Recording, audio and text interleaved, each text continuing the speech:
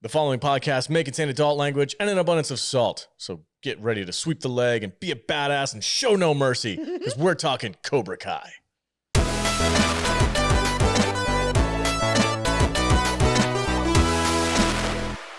Cobra Kai, Cobra Kai, Cobra Kai, Cobra Kai, Cobra Kai.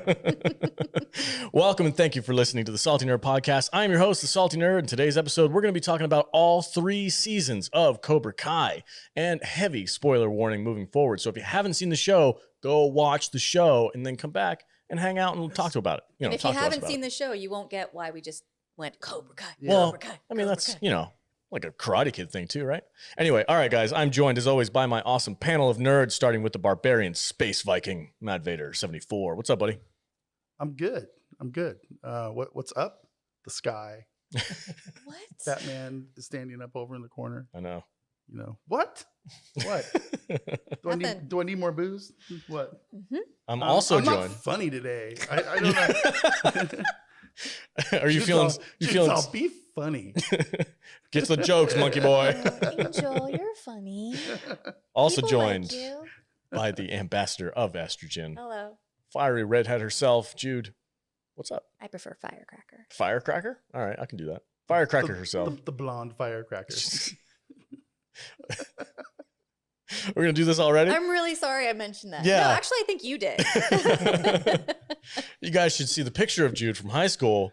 She looks like she belonged in Karate Kid. Her hair is this big. It's full of secrets. She looked like she belonged in Saved by the Bell. Oh, yeah. Yeah, that's it. Yeah. All right, I'm also joined by Matthew Kadish, author extraordinaire. What's up, man? Not a whole lot. I am very excited to talk about this because it's one of my all-time favorite TV shows. Yes, I was pleasantly surprised. All-time favorite? Yep. Before we dive into season 1, a real quick word from our sponsors. Welcome back, everybody. All right, season 1 of Cobra Kai. Go ahead, Jude. Take it away. What is this episode or this season all about? Okay. So season 1 of Cobra Kai came out in 2008, and it was released only on YouTube. Is that right? Yep. Yeah. It was YouTube Red/Premium. Yeah, you had Okay. that. It was yeah, like I think the first 2 seasons were only on YouTube, and then Netflix picked it up. Netflix picked up for the 3rd, so you can get all 3 on Netflix now. Yes. But the first season came out in 2018. So flash forward 30 years and some change, things couldn't get much worse for Johnny Lawrence, while Daniel LaRusso is living a charmed life. At his rock bottom and with a dose of, oh, you're gonna be mad at me. I forgot I put this in my notes. Oh. At his rock bottom and with a dose of fuck you, LaRusso, Johnny decides to open a dojo and bring back Cobra Kai karate with his one student, Miguel. After seeing that Cobra Kai karate is making a comeback, Daniel gets Johnny's landlord to raise his rent in an attempt to get the dojo shut down. This prompts Johnny to have to get more karate students to pay for expenses. After his student Miguel takes on 4 bullies at school, his fight goes viral and Johnny gets exactly what he needs. More students who want to learn how to be badass. Meanwhile, Daniel wants a sparring partner and designates his new employee, Robbie, as his new student. But Robbie has a secret. He's Johnny Lawrence's son. Mm. So that is a basic recap of season 1. Right on. All right, let's get into the nitty gritty. First of all, I want to talk about Johnny Lawrence for a good long while because this show, I think... Well, he's the main character. Yes, he is the main character, but also the actor, Billy Zabka. Mm-hmm. He's the best freaking actor in this goddamn show. His acting, Agree. I don't really remember him in anything else besides the first Karate Kid. What else has he been in? He's been in a handful of other karate movies. I think he did. He was in Hot Tub Time Machine. Yes, Yeah. as he did. Was that a cameo or was that an actual one of the role? ski jerks. No, that was Sebastian Stan. Oh, wait. No, he was the guy that he had the bet on if they lost the football game. That's the- right. He yeah. was in the bar. Yeah. And actually, the wife in that, his wife, who was going to give the BJ if he lost the bet, is Robbie's mom, Johnny's ex in this show. Oh. Nice. 6 So- degrees of Karate It's the Kid. same actress. So wait a second. Is this is the Karate Kid and the Hot Tub Time Machine Are they in the universe? same universe? Are they in the same universe? well, in a funny way, because the guy who basically wrote Hot Tub Time Machine is one of the head writers and executive producers on this show. Oh, okay. There's the connection. Right Yeah, on. and he cast William Zabka in Hot Tub Time Machine because he was such a Karate Kid fan. Nice. Well, we don't have any confirmation yet, but if he's listening to a Motley Lou, then we'll know. If we see him wearing a Motley Lou T-shirt Oh, in one of yeah. the seasons, That would be it's awesome. totally That would be connected. so cool. Yeah. It's all connected. Yes. Whoa. Our nerd brains will explode. And it's funny because Johnny always wears these old 80s band T-shirts. So God, it that would fit be perfectly. that'd be a great callback to I the would Hot do Tub that Time if I Machine. was them. For That's season awesome. 4 somewhere in there. Okay, so anyway, back to Johnny Lawrence. I just wanted to comment on William Zabka's acting. Like, he came out of nowhere. He's so freaking good in this show. So good. He's the best one, even better than Ralph Macchio. And I love Ralph Macchio. Hold He's, on. he's in a bunch of cool movies that I Ralph like. Macchio. You just triggered Vader. Macchio, he can't act. Okay, I'm sorry. He's a bad actor. Even in this show? Even in this show. Oh, wow. That's He's cold. not good. All right. He's not good. Let's get into the characters then. Not good. How do you guys feel about where we find Johnny Lawrence in this first couple of episodes where he's like low life, by himself in some crappy apartment, drinking beer first thing in the morning? Like, he's at the, like you said, rock bottom for his character. I feel like he's kind of pathetic, Yeah. but Do I you- think we're supposed to feel that way. It definitely So- sets up a great underdog story. Yeah. But I'm just curious, like, do you think they went a little over the top just to really nail home that idea? Because I feel like Johnny wasn't that bad of a guy in the karate. I mean, he was a No. bully. But this is, I think that they were trying to hammer in the whole guys who peaked in high school thing, and he 100% is still living like, He's in high school. what the hell's a Facebook? Yeah. How do I get to the internet? It's like, Yeah. if it wasn't him making all of these, like saying all of these lines, it would totally come off as a dad joke. Like, oh, how do I put a stamp on a Yeah. email? Like, but coming from him, he just looks like a dummy. Yeah. And he's just totally like the guy who is just still living his high school years Okay. up here. I thought the not being in touch with literally anything was a bit much. Yeah, because Because I think we're the exact same age. Karate Kid came out when I was in high school. They were high school kids, Mhm. and somebody in my generation who doesn't know what Facebook and how to use a phone. That's what I said. A little over the top. It's a little over the top. I think the gag here is that Johnny just habitually shuns anything that he equates with nerds. Yeah. So internet, computers, telephones, social media, that's all nerd crap Mm-hmm. that he doesn't want to waste his time with. And because he in his head, he's like, I'm still the cool guy. Yeah. And like, if you watch the series, it's like he's on a flip phone most of the time. Yeah. Like he's still driving around his 1978 Thunderbird. That was a You know. Pontiac Firebird, right? Is that, yeah, because that was one of my favorite scenes where, well, and this is a good segue. We're going to talk about Danny LaRusso in a second. I like the fact that he's so not into the way these kids are nowadays. Oh, And yeah. everybody's soft and weak, and Yeah. He's very set in his ways. yeah. It's Yeah. like, quit hugging people. It's soft, or whatever. It was pretty good. We're going to get there in a minute, but I love this show, like, pulls no punches with Oh, that kind yeah. of stuff. No. Like, Gender what? yeah. Is this a crank call? Yeah. It's awesome. It's glorious to watch it happen and to be taken seriously. Like at first, he's like, no women in Cobra Kai. Yeah. And then she's like, I have a check, and he's like, okay, you can join. No. And speaking of that scene where he's like, no, there's no girls in Cobra Kai. And then Miguel's like, hey, man, it's a paying customer. We should probably take her in. He's like, but women have like hollow bones. I was like, God damn it, man. It's so He's funny. so dumb. It's so dumb, but it's so funny He's and endearing. delightfully dumb. Yes. Yeah, but he's also like when he first meets Miguel, he's like, Mexican, and Miguel's like, I'm from Ecuador. Yeah. And he's like, same thing. But then later on, when Kreese calls him a Mexican, he's like, he's from Ecuador.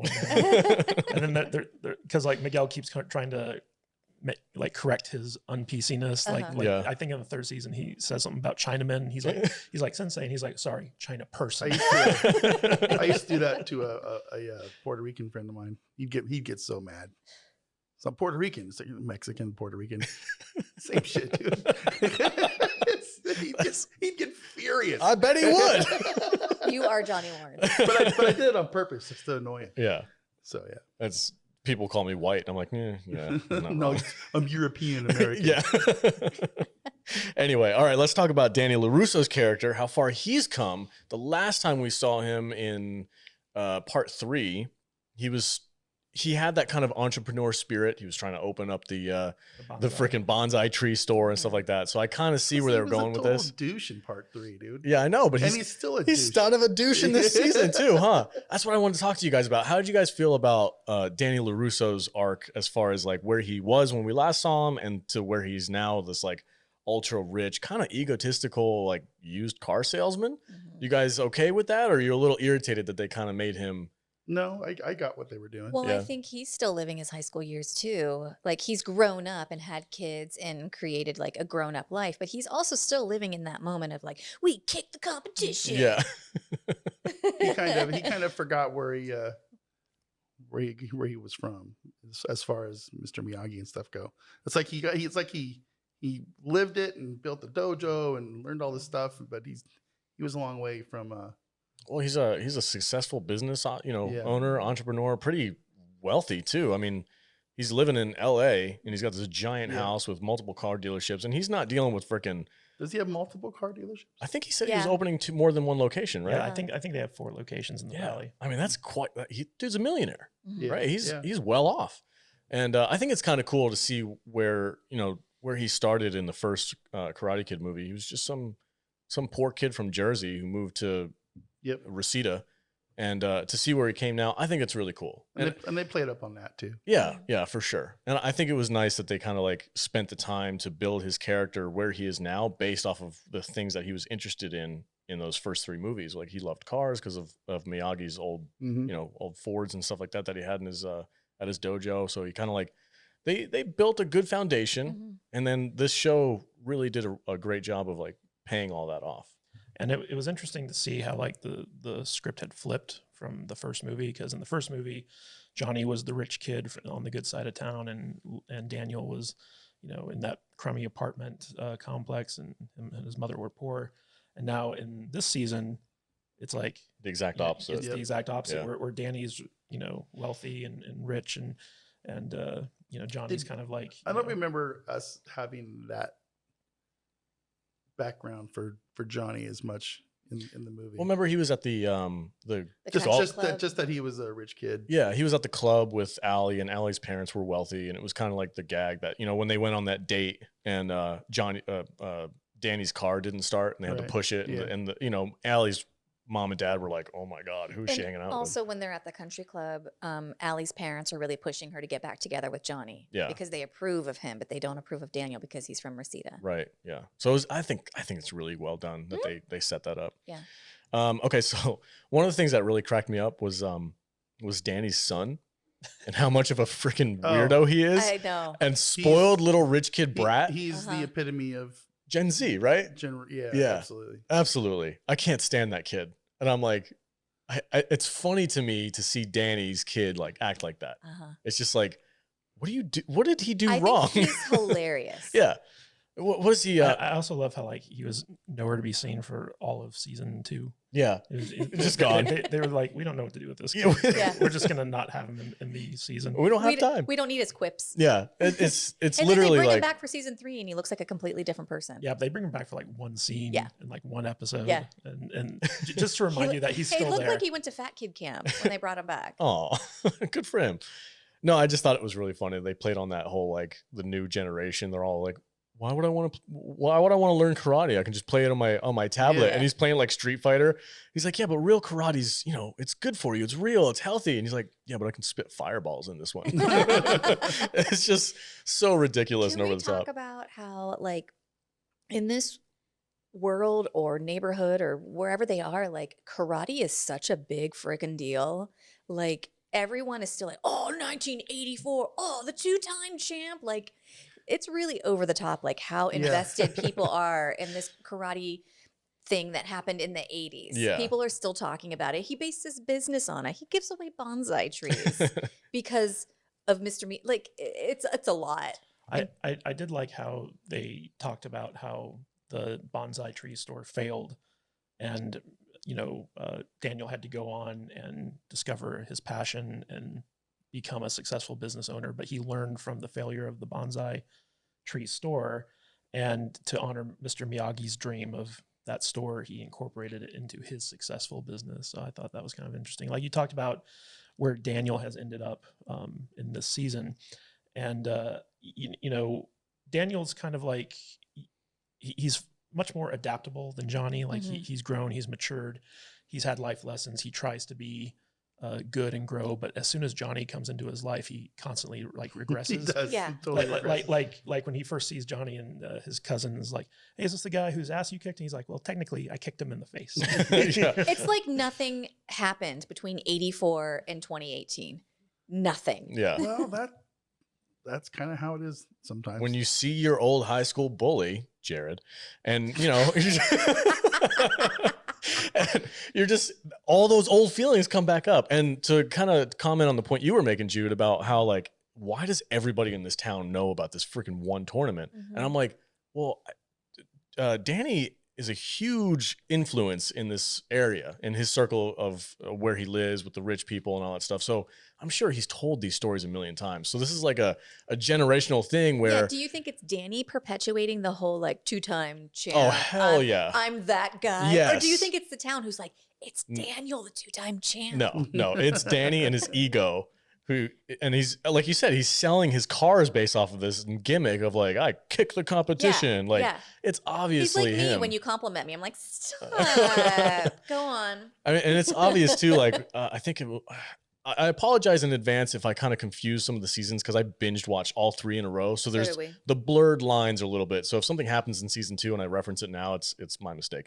But like when he was trying to start up Miyagi-Do and get students back in so that he could teach them, he was talking up everybody, man. Oh, you know, I know how to do this. You know, you don't want those Cobra Kai guys ruining your kids. Like, don't be a snake in the grass. Yeah, don't be. Yeah, he's a dick. He's such an undercutting little weasel in this. Well, when he tried to go get Johnny's rent raised, I'm like, man, that's a crease move. Yeah, what a exactly. jerk. And you know what's weird is it's not the only time he did it. He did the same thing. And that's the thing. Throughout the season, you're not sure like who the good guy is because really this is Johnny's like. Yeah, this is Johnny's story, especially season 1. The interesting thing about this series is that each season kind of has a character that it focuses on. The first season's Johnny's season. Second season is Danny's season, and the third season is Kreese's season. And that's kind of like the character that we see like the flashbacks from, and we see stuff from their point of view. Like obviously like we see things from everyone's point of view, but the focus is on like these 3 characters. And in this season, the very first season, like we've gotten 3 movies where Daniel's the protagonist, he's the hero. And in this season, the script is flipped. And Daniel, even though he's not technically like a bad guy, he's an antagonist. He's Johnny's antagonist, and Johnny's the protagonist. He's the main character that we're going along with. And we get to go back through history, but from Johnny's perspective. Exactly. And so the interesting thing about this is that, you know, the guy that we've, you know, spent like upwards of 6 hours with, watching him grow and mature as a hero through 3 movies, is now the guy who's working counter to our hero that we're watching right now. And it's a very interesting take on things because like Johnny was the bad guy in the first movie and now he's the good guy, and Danny was the bad guy in the good guy in the first movie and now he's the bad guy. And throughout the course of these 3 seasons, we see these guys kind of, you know, struggle against each other, and we see their relationship develop in a way that we've never seen it before. And I personally just think it's fascinating. Oh, I think it's genius. And every time those 2 are together, it's a treasure.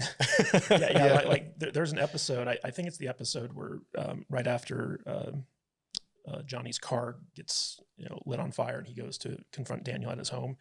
It's called Different But Similar or something like that, the episode title. Oh, Different But Same. Different But Same. Because that's a thing that Miyagi said. Yeah. And so they're kind of forced together. They're very much the odd couple, and they're test driving a car that Danny's going to be replacing Johnny's car. So let me set it up a little bit more for you. So Daniel's cousin lights Johnny's car on fire as an act of retribution because for the billboard, right? Because Johnny climbed up on a billboard and painted a penis at Daniel's face. So in response to that, the cousin goes and lights Johnny's car on fire. So Johnny goes to confront Daniel, and Daniel's like, my cousin's an idiot. I'll take you to the dealership. You can pick out a new car. So just pick out what you want. So he picks out this Challenger, and he's like, kicking the tires. He's like, well, what's wrong with it? And Daniel's like, oh, we could take it for a test drive. And he's trying to get somebody, like anyone else, to take Johnny for a test drive. No one's available. So they both get in the car. So now they're like stuck together in this car going for a test drive. They end up at a bar and like they're like jamming to the same tunes. This is the first episode where they've actually like interacted in a meaningful way, and they find out that they both like REO Speedwagon, and like they start reminiscing about like their affection for Allie and like all this other stuff. And you know, one of the great things about this series is that you have these moments where these two characters who are mortal enemies kind of like are forced together, and like they're actually kind of cool with one another. Yeah. Like you can see like how similar they are when they're together. And one of the great like writing tricks that this, you know, series has is that they create these opportunities where the rift between Johnny and Danny can mend. And then immediately after it ends, something comes along and just like breaks it even worse than it was before. I was just gonna say, I'm like, the way that they write these two characters, where you're rooting for them to be friends at one point. You're like, come on, man, it's gonna be so awesome that they're friends. And then boom, they just yank it away from Jude. They just yank that opportunity away from you because some nonsense gets in between them, and then they hate each other again. And I think it's really interesting also to point out that like the way that they handle their conflict, like Johnny is just like, I don't like that guy. I don't want to have to deal with him. Like when he finds out his car got towed to Daniel's place, it's just like, I'm just going to like put my hoodie on and like get my car, get out of there. I don't want to have to interact with them because we don't like each other. Therefore, we don't have to interact with each other. And Daniel's like, oh, that guy's back in my life? Screw him. And he goes after him. Yeah. Like he tries to get his business shut down. Whereas Johnny's just like, we can just like agree to not like each other and stay separate. Daniel's like, no, I got to take you out. Yeah. So once Johnny gets the right motivation to restart Cobra Kai, and he wants to, and Miguel is, this relationship between Miguel and Johnny is amazing. And it's also very frustrating. Go ahead.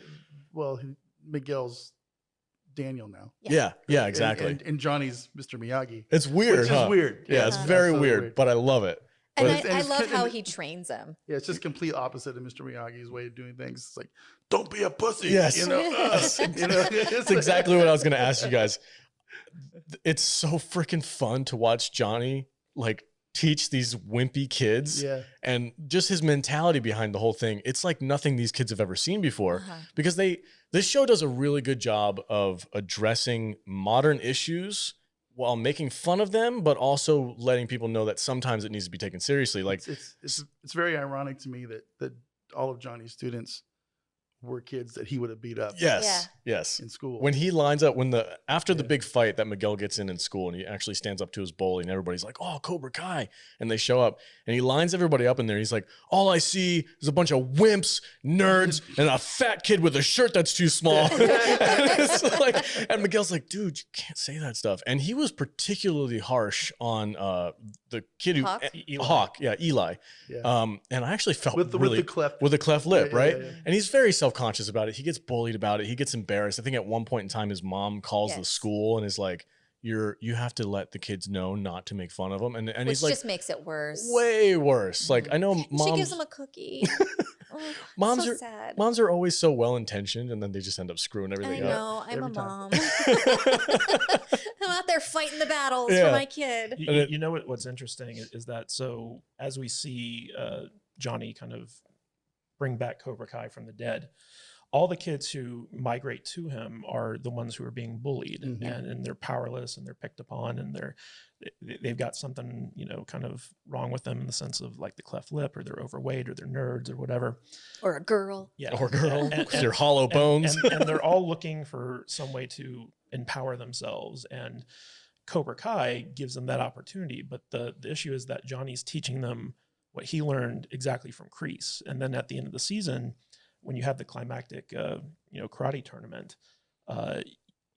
the writers created a situation where Johnny's surrogate son and top student, Miguel, is up against his actual son. And so Johnny sees what his no mercy kind of Cobra Kai training is all about when his own son is being, kind of bullied by it. And that's the moment where he realizes that he had made a mistake teaching them the way he was taught. And the great thing, going to jump ahead to the big cliffhanger at the end of this season, is that the minute that he realizes that that's the wrong way to be teaching these kids is the minute Kreese comes back into his life. Yeah, So we haven't really talked about Robbie yet. So Let's talk about Robbie. yeah, so he is Johnny's estranged son from his estranged partying kind of hookery mom, right? Yeah. Were they married? Because Robbie's last name is Keene, not Lawrence. they weren't married. I don't think Okay. they were She married. was a baby mama. Okay. And Still is. he's basically just a juvenile delinquent. Yeah. Yeah. Yeah. So But he's super smart. yeah.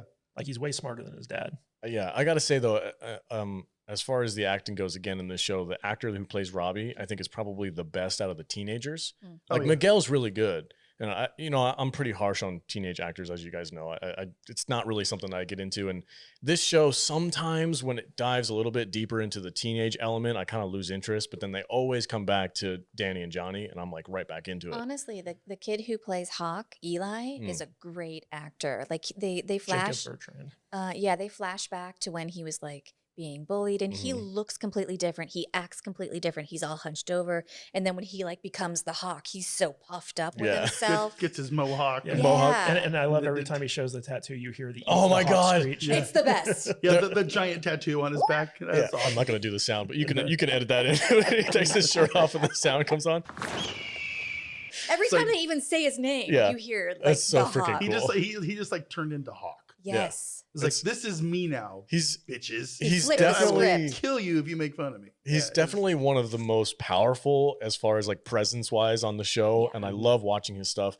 I think it's more in season 2. I feel like they went a little over the top with him, but I was okay with it because it was just so damn entertaining. Mhm.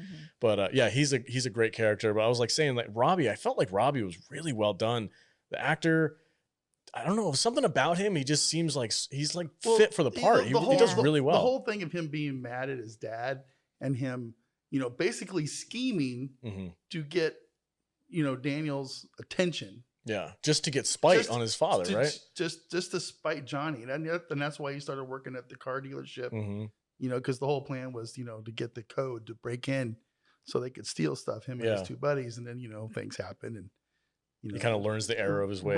Right. And Johnny takes But him I- under his wing. And Like Yeah. Kadish mentioned, I really love that the writers took the time to like literally flip the Mhm. script where he's the Robbie is like the delinquent who's like off doing his thing, robbing people and stuff like that. And then he slowly turns into the good character and you're like, yeah, you're rooting for Robbie. You want good things to happen to him. And then Miguel comes in as the sweet, underconfident, nice kid who ends up being almost a bully at the end of Yeah. the season. You're like, holy shit, man. I It's good. I had a hard time trying to figure out who to root for during this whole thing. It's like everybody has their good moments and Mhm. their bad moments, and it's like, well, who are we rooting for? But Yeah, you know, they kind of make some Game of Thrones references in season 2. But that's one of the things that made Game of Thrones so compelling is that there were no clear good guys and bad guys. There were these varying shades of gray.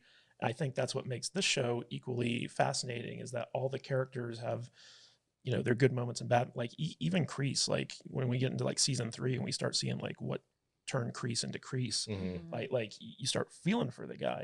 And even in season 2 where you see him in kind of like, I felt down and out in this like, halfway house and We'll and- get there. yeah, yeah, we'll get we'll there. there. Save it.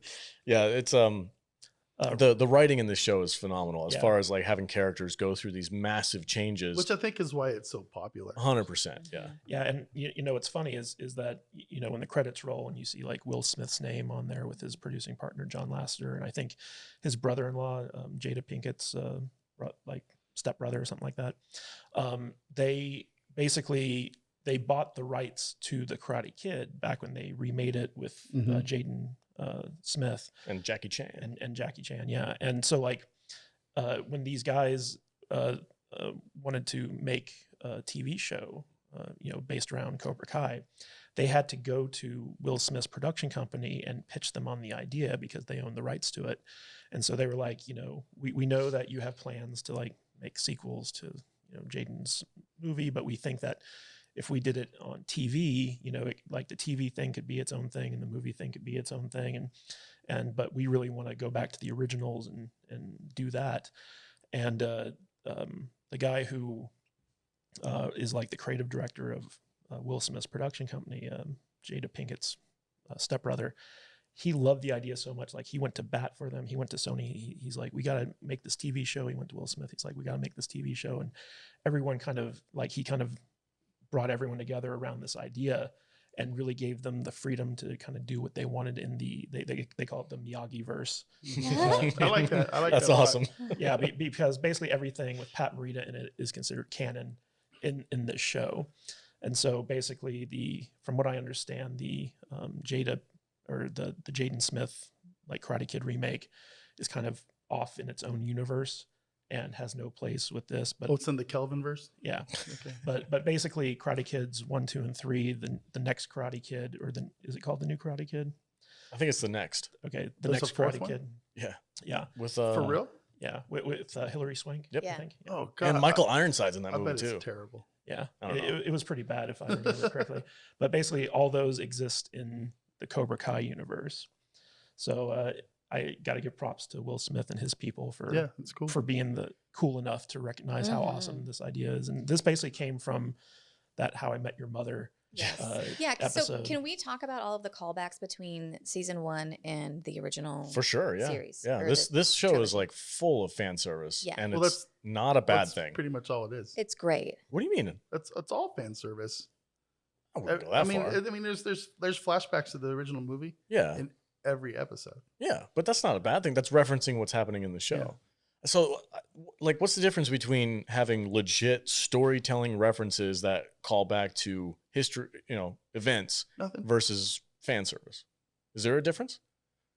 Because I think fan service. I think people just like to say fan service so Yeah. that fans will shut up about what they want. You just want fan service. Yeah, I don't understand that. I want some customer service as a fan. Yeah, I don't understand the mentality of like fan service so bad, or like over the top fan service. The only thing that I have found was like a little bit over the top. It's in season 2, and it's the reunion episode. I was like, for me, it was like that was a fan service episode, and a lot of people loved it, and that's fine. But like, I don't think there was anything over the top fan servicey in the first season. I think this one was pretty legit.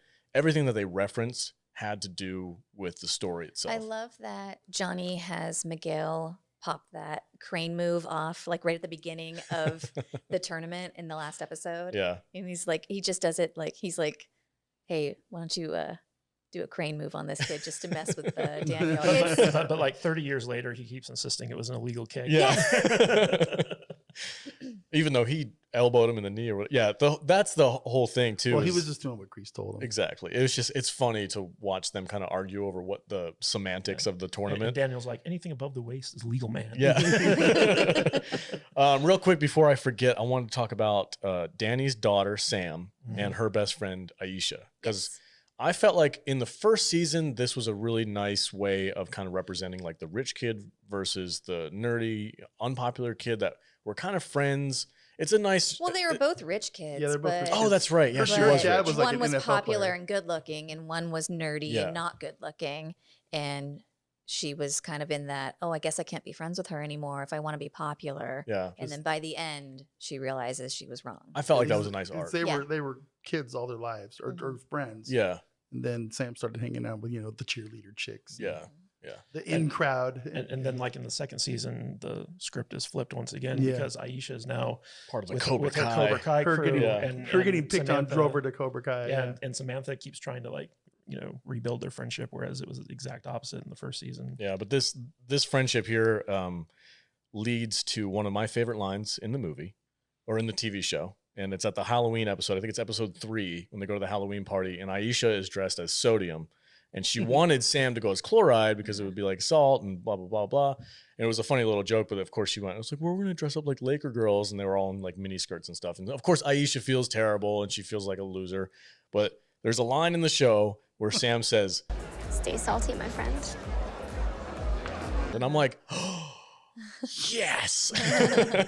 It was such a cool realization because I didn't pick it up on the first watch, but when I was prepping for the podcast, I watched it again. I was like, hey, that's our line. Aw. It was really cool. I was like, that's awesome. She I love did that it kind for of you. stuff. Yeah, it's all for us. You know what's funny is so like the actor who plays Miguel, he's 17 years old. The actor who plays Robbie, he's 17 years old.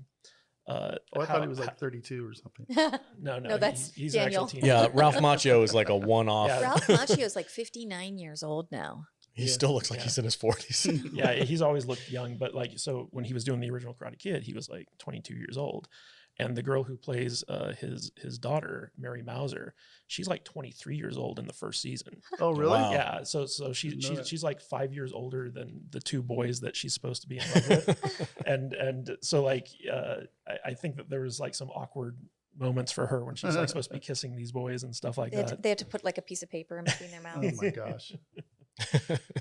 All right, guys. Do you guys have any final thoughts for season 1? Do you guys want to talk about anything else in particular that really affected you? I know we talked about the fight a little bit and how the roles were reversed with Miguel versus So Robbie. season 1 ends with the Miguel tournament. and winning the tournament, right? Yeah. So yeah.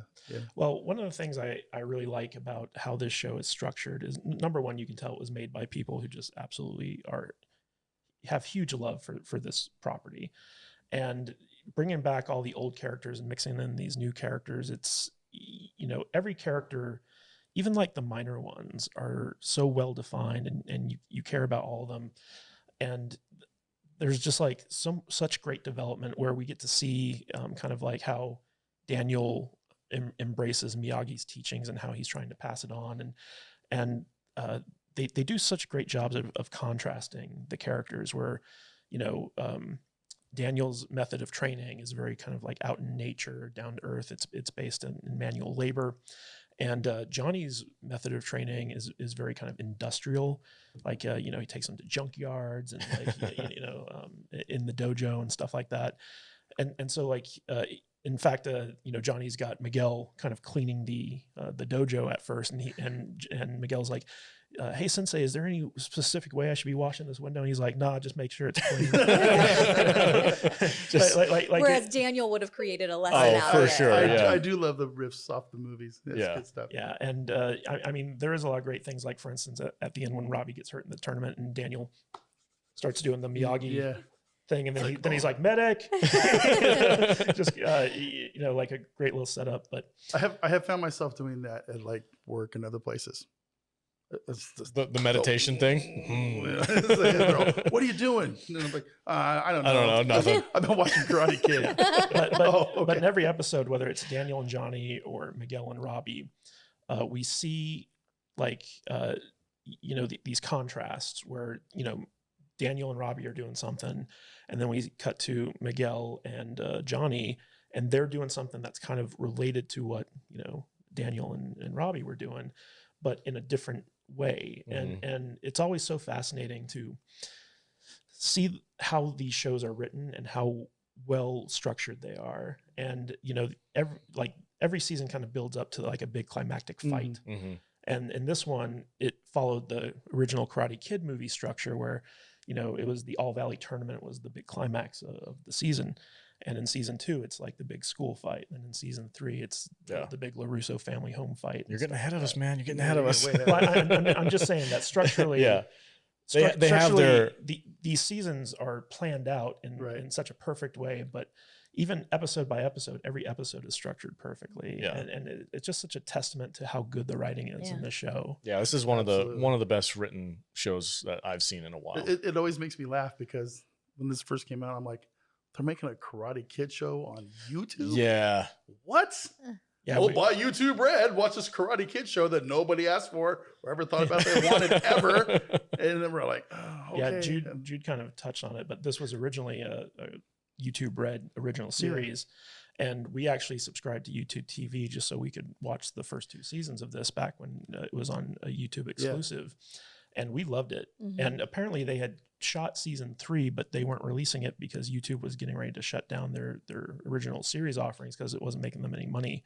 And so Netflix came in, bought the rights to it, put up all 3 seasons, and now it's like had this resurgence of interest because nobody was watching YouTube. I think everybody was like, "This is everything I didn't know I needed." Yeah, exactly. That's exactly so what it was. Yeah, I'm with Vader. Like when they first announced this, I know people in my circle were like, "Oh my god, dude, Cobra Kai!" I think probably Kadish was one of them. He's like, "Dude, you have to watch Cobra Kai. It's so freaking good." I'm like, "Yeah." I know. I always roll my eyes at people too. I'm like, I have to. Yeah. It's like, oh, you nostalgic Karate Kid. I had to. Yeah.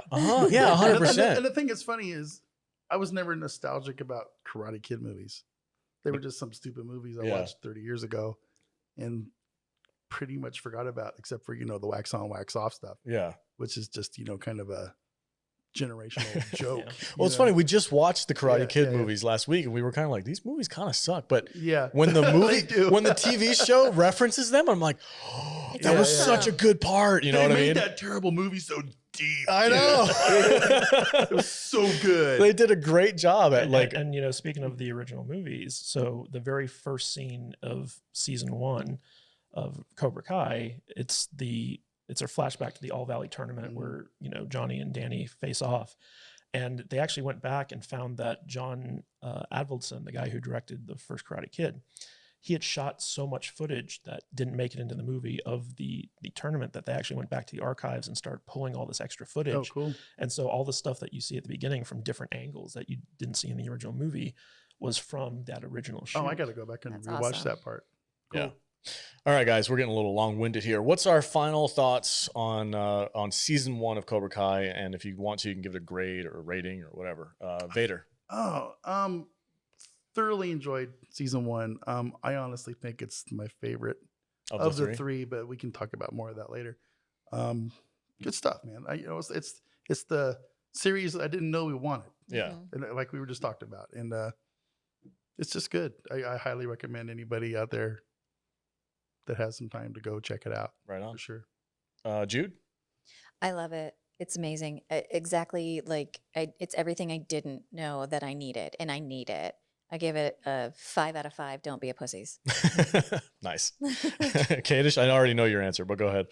Yeah, like this, I was so impressed when I first saw this show that, it's up there with my all-time favorite TV shows like The Wire and Breaking Bad. And Wow. now Cobra Kai, just like perfectly written, perfectly executed TV shows. This is among them. And I love that we get to see, the first season is basically Johnny's kind of redemption, where he kind of like comes back from this failure 30 years prior and finds a way to kind of redeem himself by passing on his knowledge to a new generation. And, like the whole thing with like him and his estranged son and him and his kind of like adopted son, Miguel, and, all this stuff and the layers that we get to see, like we get to see him dealing with his abusive stepdad. We get to see him, dating. We get to see him, kind of connecting with this kid who, is without a father, and kind of mirror the Daniel Miyagi relationship, but in a different way.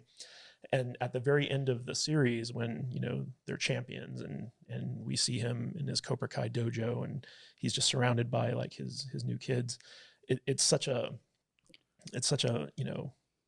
badass moment. Powerful, Badass. Yeah, you can't help but cheer for the guy. And then like at the end when Kreese shows back up. Oh, bombshell. And you're just like, I can't believe they got Martin Cove to come back for this. And then it ends, and you're like, "Well, who else are they bringing back?" Dude, next season's cliffhanger really got me, but this show is so freaking good at making you go, "Oh my god, I have to watch the next season." Yeah. Like they nail it every time. It's definitely must watch. Yeah, for Other sure. than the main characters, who is like your favorite? Other than like Daniel and Johnny. Okay, besides Daniel and Johnny, Yeah.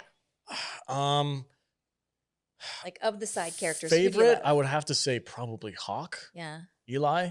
I think his arc is really fascinating and fun to watch. That's what I'm gonna go with my answer. Okay. Yeah, I think mine too. It's Yeah, Hawk. Hawk. Yeah. Jude. Kadish. Oh, Are we talking about season 1 or all? Just three? season 1. Just season 1. Just season 1. Okay. I'd probably have to go with Hawk. Yeah?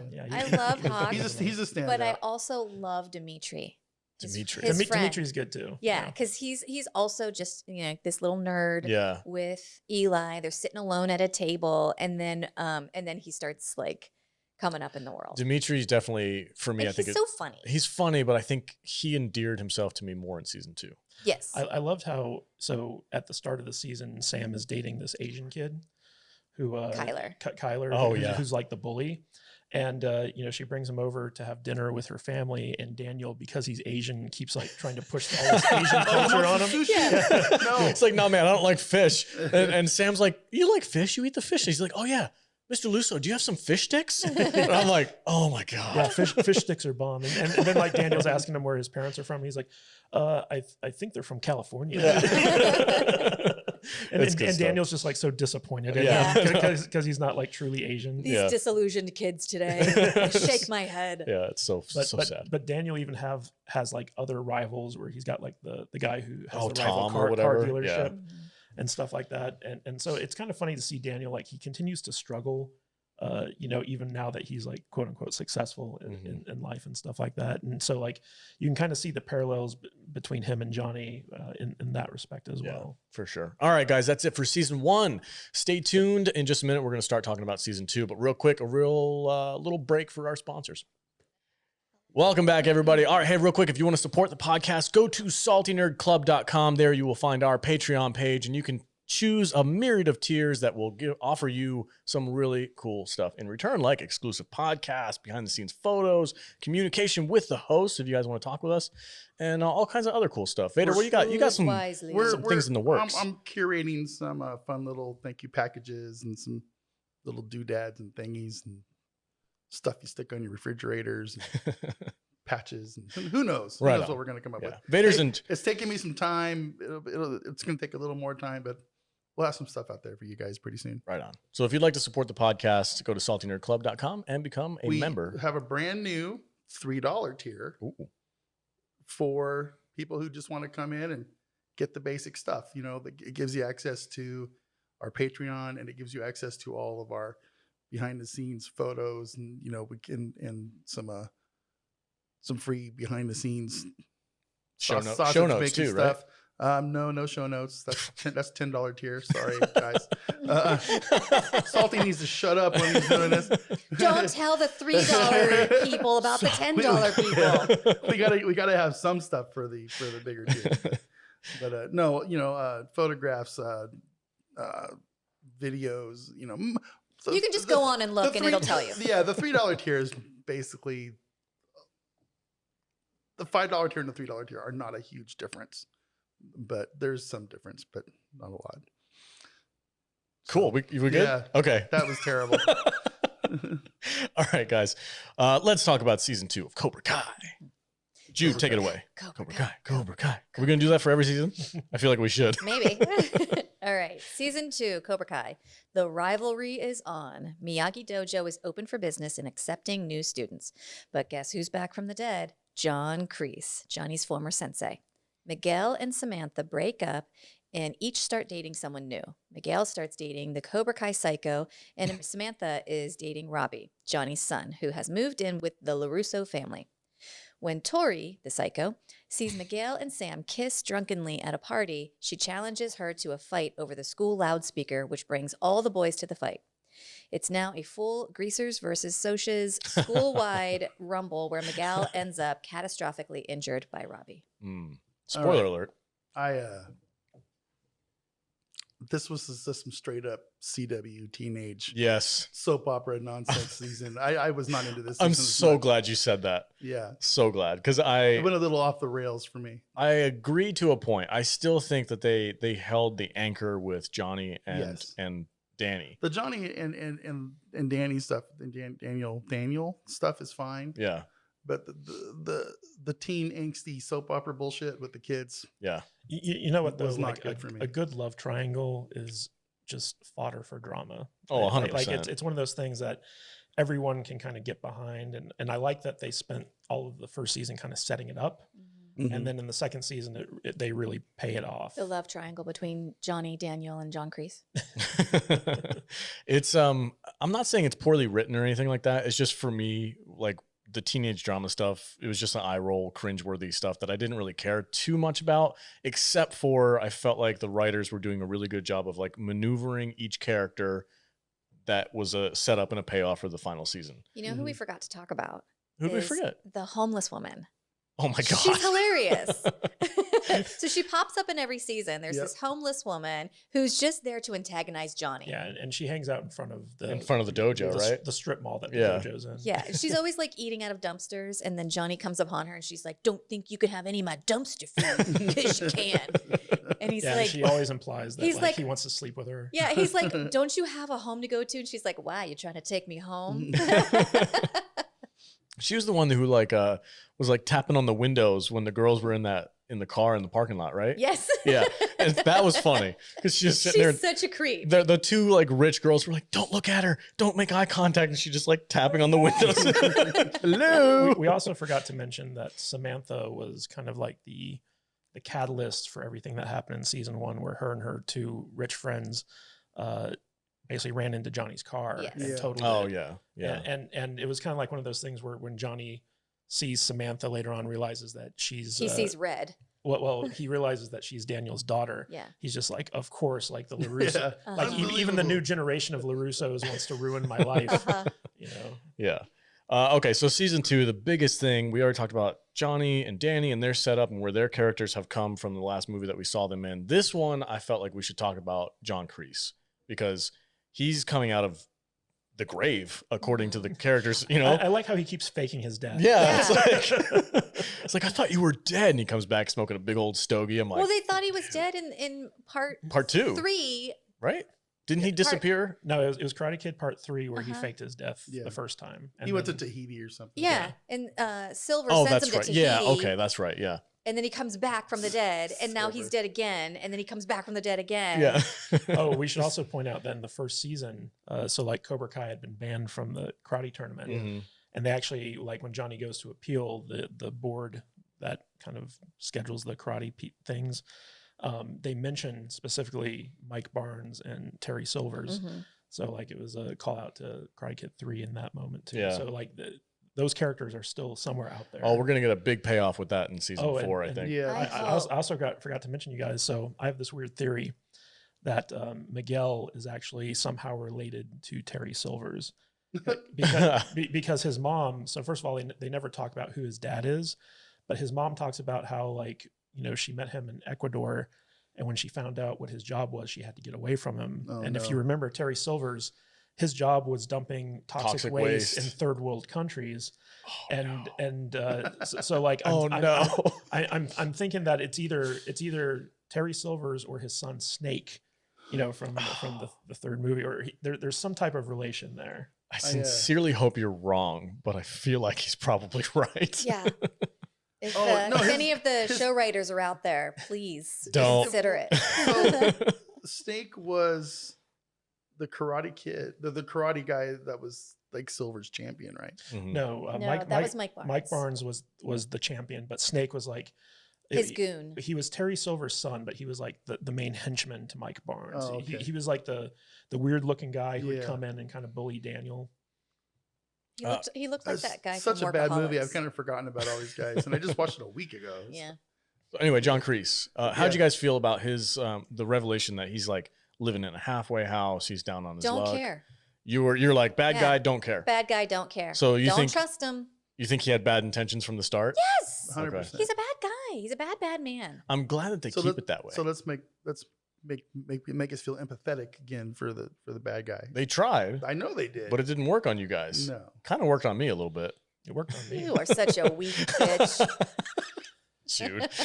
I was like, I felt bad for the guy. Like he's by himself. Don't be a pussy, He's Alex. 70 years old. He's got no family. He's living in some like junky halfway house. And the only thing he Of course, has we don't get the Kreese stuff though till season 3, right? No, this is Well, season we get that he's like.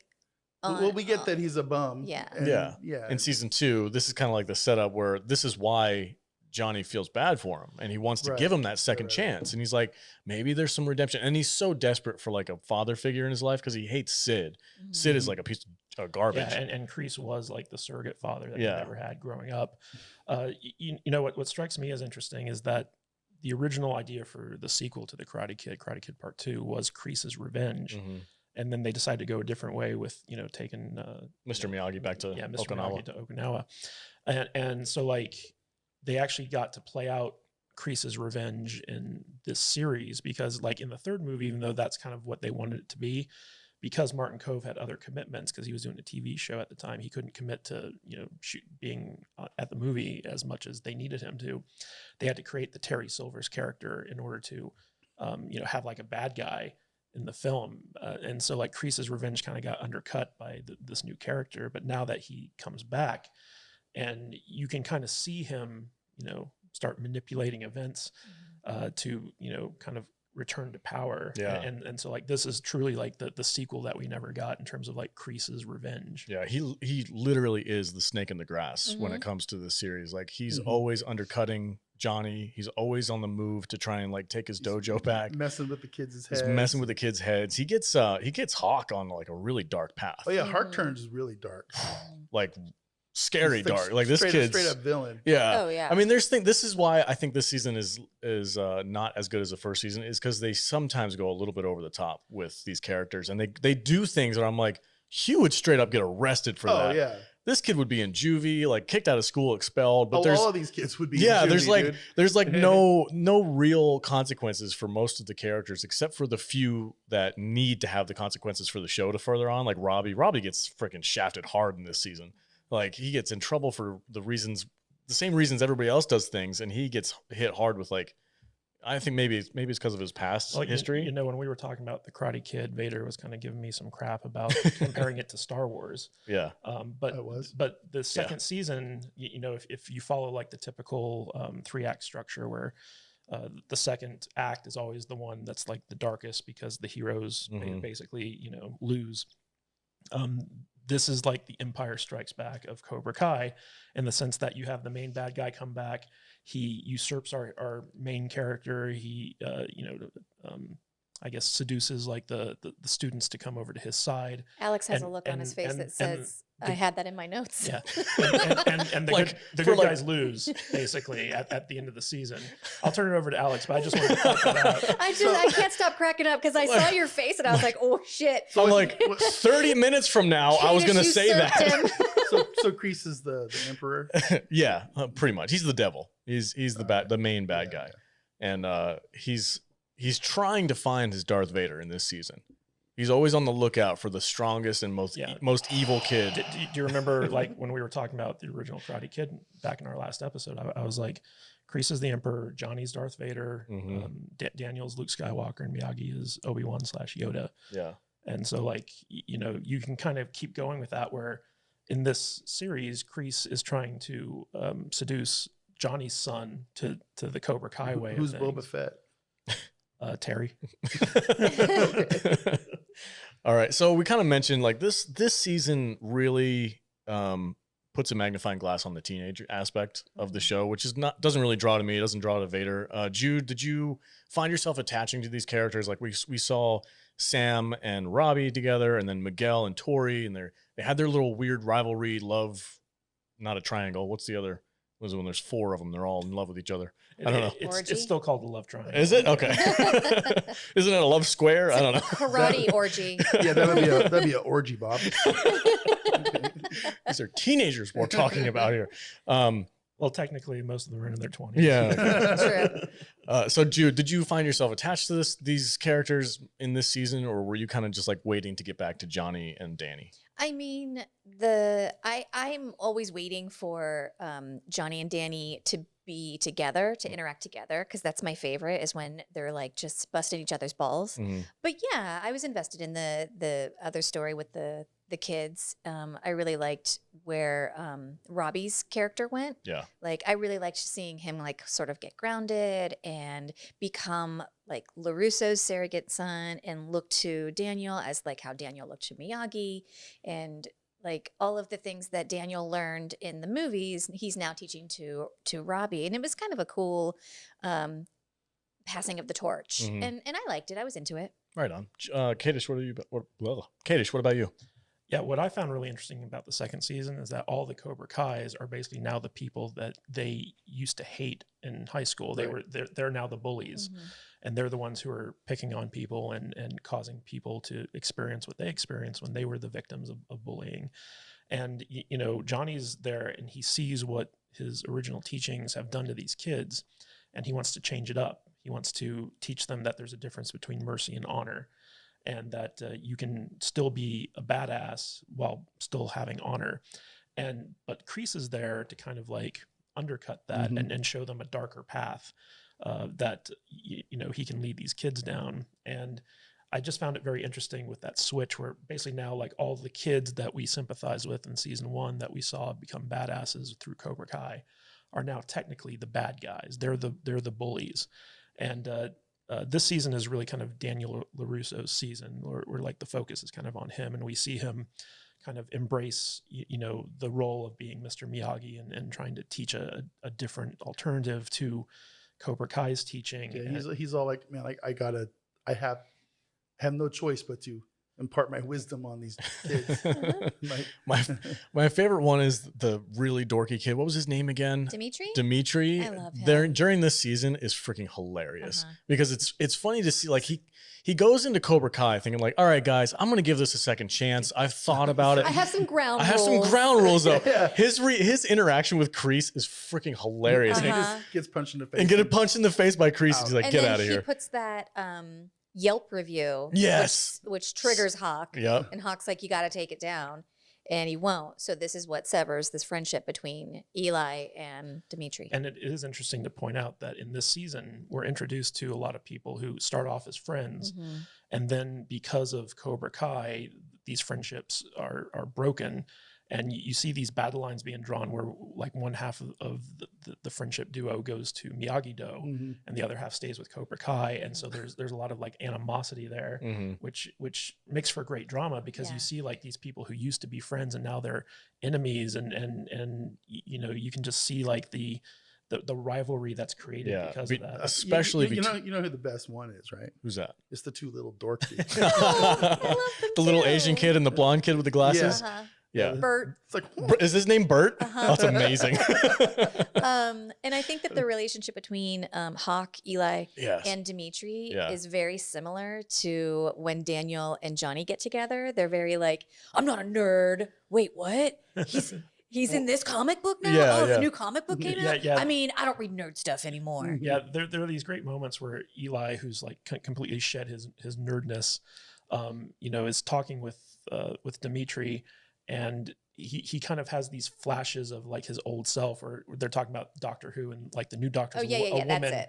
And Eli's like, wait, what? Yeah.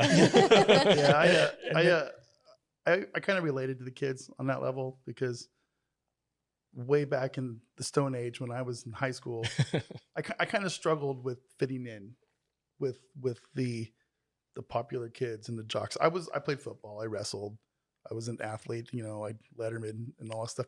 But at the same time, I was also a choir nerd. I was in 2 or 3 choir classes every day, especially my senior year. It was my whole afternoon class. And when I wasn't in school and playing sports, I was collecting comic books and playing Dungeons and Dragons and, playing Bard's Tale on my Commodore 64. So I was just... You were a well-rounded human being. Yeah. I had way easier time fitting in with my kind of dorky nerd friends than that group that, The badass group. Well, I don't The jocks. The jocks. Yeah. I mean, we were all friends and everything, but I never was really in The click. the clique. Yeah. Yeah. So I can relate to the nerds a little bit here. And it's interesting in the show where like the first half is like Daniel, like he's trying to actively recruit people from Miyagi-Do by offering them like a alternative to Cobra Kai. And then he He's realized, like, I'll teach you for free. yeah, he's doing commercials, but then he realizes that he just needs to let the students come to him. And eventually it's the people who are either bullied by Cobra Kai or rejected by Cobra Kai that end up kind of coming to Miyagi-Do. Yeah. And it's a very interesting, like, kind of philosophy, because Daniel does all this stuff, like when he goes to like the town fair and he's going to break those blocks of ice. Was that season 2? The Ice and Fire episode? Yeah. Okay. Yeah. And basically, we get this flashback to Karate Kid Part 2 where he breaks the ice in the bar. and he's going to, do this big kind of demonstration in front of people. And then Johnny just comes and breaks like bricks that are on fire with his bare fist, just totally like blows them out of the water. Yeah. And every time Daniel's trying to like talk to people, like talk to the parents about his dojo, like Aisha's mom comes up and is like, oh yeah, karate has totally changed my daughter's life. And she goes to Cobra Kai and here's a video of like how badass it was at that festival. Yeah. And I love Johnny learning about advertising, where he's like, hash brown that stuff. Yeah. He's like, put a Cobra at the end of the video, make it chrome, make it really pop. This season really brings the humor for me, especially with Johnny trying to learn like the modern ways of like doing things. Send it to the internet. It's just so funny. It's like a very fish out of water thing, but it's really good stuff. And there's one thing that this season does that I haven't seen before is most of the time when you have either Johnny or Danny teaching a student, they have their typical like, oh, they don't get it at first, but then they grow in their skill and they become, they're cracking boards and stuff like that. Where Danny runs into this one student, Dimitri, who just doesn't get it, has zero athletic knack. So precious. He's so hilarious. He brings like a note from his mom. Yeah, says like he can't do karate. He's like, do I have to stay on the floor more? Like, I have a splinter. It's such weak bitch shit, but it's so funny. So funny. And it pays off so well at the end of this when he actually stands up to his old friend and now new rival, Hawk. And it's like, it was such a powerful moment at the end of the season with the big brawl when specifically just those two are going at each other and Dimitri, like all those things coming back to him and he starts learning how to block. I really loved how Daniel like finally reached out to him and was like, you're the most neurotic person I've ever met. Yeah. It's like, use that to anticipate what's going to happen, because Dimitri's always seeing like the worst thing that could possibly happen to him. And eventually, he finally blocks one of the moves, and he's like, "I did it," and then someone kicks him from behind. Dude, he's like baby steps. The subversion of expectations during that moment, that was so great because he's like, I was rooting for him, and then it's all in slow motion. They do like a Zack Snyder thing where like you see the bead of sweat coming down, and he blocks the punch, and then it goes back to real time. He's like, I did it, and just like Katie said, immediately after that, it's undercut with somebody punching him right in the gut or kicking him or whatever. But Dimitri, like he's comparing Robbie and Sam to like Jon Snow and Daenerys, and he's like, and I'm Samuel Tarly, and then Daniel's like, well, Samuel Tarly killed a White Walker, and he's like, oh, I should have used a different metaphor. Yeah, the Game of Thrones references in this season were pretty good too. It was pretty fun. But that was one of my favorite, like as far as the teenagers go, I think Dimitri had the best arc. And there was another, I think it set off part of the rivalry with Hawk was at that Rager party that they were at. This is a little over the top, but I was like glued to the screen when Dimitri was talking shit on the like a stand-up comedian. Yeah. And he's like, and you know what else he does? He wets the bed. And there's like, he was bringing all the dirty laundry up on like, Hawk. Dimitri's dead now. Yeah, yeah. And I almost didn't feel bad for him. Like, dude, you're asking for that ass whooping. You know who we have to talk about who's new to this season is Stingray. I was going to say, that's one of my favorite characters. Oh, really? Because that dude had some serious creeper vibes. And I was... the beard guy? The bearded dude. Yeah, I did not like that. Duct taped to his hands and he's trying to get out the door with a Edward 40 hands. That's another How I Met Your Mother reference too. Every time I seen him on screen, I just go, oh, there's the pedo. Yes, that's exactly what I said too. I was like... It was a creepy character. Was he in season 3? No. Because probably for that reason, right? Well, no. So like the actor, he got a big role in that Clint Eastwood movie, playing the guy who stopped that bombing. Oh yeah, what was that called? I forget, but basically, like he left to pursue a movie career, and so he didn't come back for the third season. Yeah, man, I was not down with that character. Yeah. I thought in fact they had a funny line to kind of dismiss him, where it was like, he was at the school, he was not there in official capacity, and now no one can find him because he's wanted for questioning, for beating up a bunch of minors. Like when the school rumble starts, and he's like, "Don't worry, I got this," and he just starts kicking kids into lockers. What got me really weirded out when he shows up to the dojo and you're like, oh, here's the freaking neck bearded weirdo who doesn't fit in with anybody his age and he has to hang out with a bunch of teenagers. Like, it was weird, but they went full tilt when he showed up at the party and was drinking with all these teenagers. And I'm like, this is bad. And even his girlfriend that he brought there was like, are these your friends? Like she was weirded out too. I'm like, this is not okay. We need to push this character even out. in the forest where they're doing that headband thing, and like he's got like the weird like And facial hair, yeah. with like the braided like you know like He's like, I chin took a thing. page from my buddy Hawk and I flipped the script. Yeah. Now you can call me Stingray. Stingray. Yeah, because his name's Raymond, so he's like Stingray. It's so stupid. Yeah, I wasn't down with him at all. Yeah, neither was I. Never once. But you keep getting more contrast between Daniel's method of training people in the show in this season and Danny's, where like he puts them in like a cement truck and he's like six wild dogs on them in the junkyard. Yeah. And so like it like I said, it's very industrial, very kind of like urban, you know, very modern. Grassroots. Yeah. And Daniel's stuff is all out in nature and it's based off of like, you know, manual labor and stuff like Balance. that. Yeah. Balance. I did like his little koi pond balance circle Yeah, thing. that was cool. That was really cool. I like how that set up, and I liked how it paid off later on. With their mirror fighting, Mhm. whatever they called it. Yeah, it was pretty cool. And in this season, like in the first season, we had the contrast between Robbie and Miguel. And now in this season, we have the contrast between Sam and Tori. Yeah, and Tori's a freaking Yeah, we haven't talked about her at all. Psycho. new character to the show. Holy hell, did she make an impact? Uh-huh. She, the actress, whatever. I don't know, what's the actress's name? Do you know? Peyton List. Peyton List. She's freaking good. Yeah. She's scary. No, she's Yeah, she's supposed scary. She was supposed to be taking care of her sick mom and Yeah. stuff, right? And Yeah. having the job. She's and going to got like a school little sister, I think, and a Little brother. sick mom, a little brother and a sick mom. So she is the one, she's the caretaker of the family. Mhm. And then she starts taking karate and she gets in trouble. I think we learn more about her in season Yeah, 3. season Yeah, three it's is just- definitely. But she's like, again, it's like, are we supposed to root for her or root against her? Oh, in season 2, I just- I it think was- we're it- definitely rooting against her. Yeah, she was another confusing character for me, to Hmm. be completely honest. So It's like, I think Jude's right. Season 2, you're supposed to root against her, Yeah. and then they do what they do with all the characters, and they kind of flip it. But I didn't feel You didn't feel bad for her? anything for her in season 3 either. No? Well, I think she was a good foil to Sam, Mhm. and she Mhm. also reminds me of like we've all met those hot chicks who are just completely crazy and will wreck your life. You know, like I feel like she's perfect for Cobra Kai. Yeah, I agree.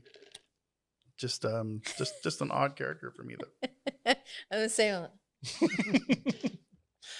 Alex right. is like, I know what he's "Yeah, talking I about." know. I'm not I'm gonna shake my eyes. Okay. One more thing before we get to the big finale, which is, I really want to talk about this. It's ridiculous. It's so ridiculous, but I love it. I'm coming for you. I've got over the loudspeaker. Fuck it, let's just talk about it. Sorry, screw it. Let's just talk about it. The big final fight for me, it was so over the top ridiculous. I have to give props to these kids because there were no stunt doubles in this show, as far as I know. I think Well, all the the young actors Yeah. were chosen because they either already knew martial arts or they had dance training, Yeah. so that they could perform the moves. Yeah, and I have to props to them because they sell these fights. Like I look back at the old movies, you know, parts 1, 2, and 3. The fights were a little stiff. Let's just be Yeah. honest. They were a little stiff, but we believe it because it's part of the, you know, the nostalgia I will say there was much more actual karate fighting in these shows. in these shows than there was in the movies. Oh, for sure. Yeah. But like they're in school, and of course Tori is pissed because there's like the love triangle thing between Miguel and I'm Sam. coming to get you, bitch. She steals the loudspeaker thing on the first day of school, and she's just like going off. She Sam LaRusso, you made this and happen. there's like an adult in there already on the loudspeaker, and Right. you hear like Tori come in and like bully the Yeah. administrator. Oh my gosh. The faculty at this school Yes.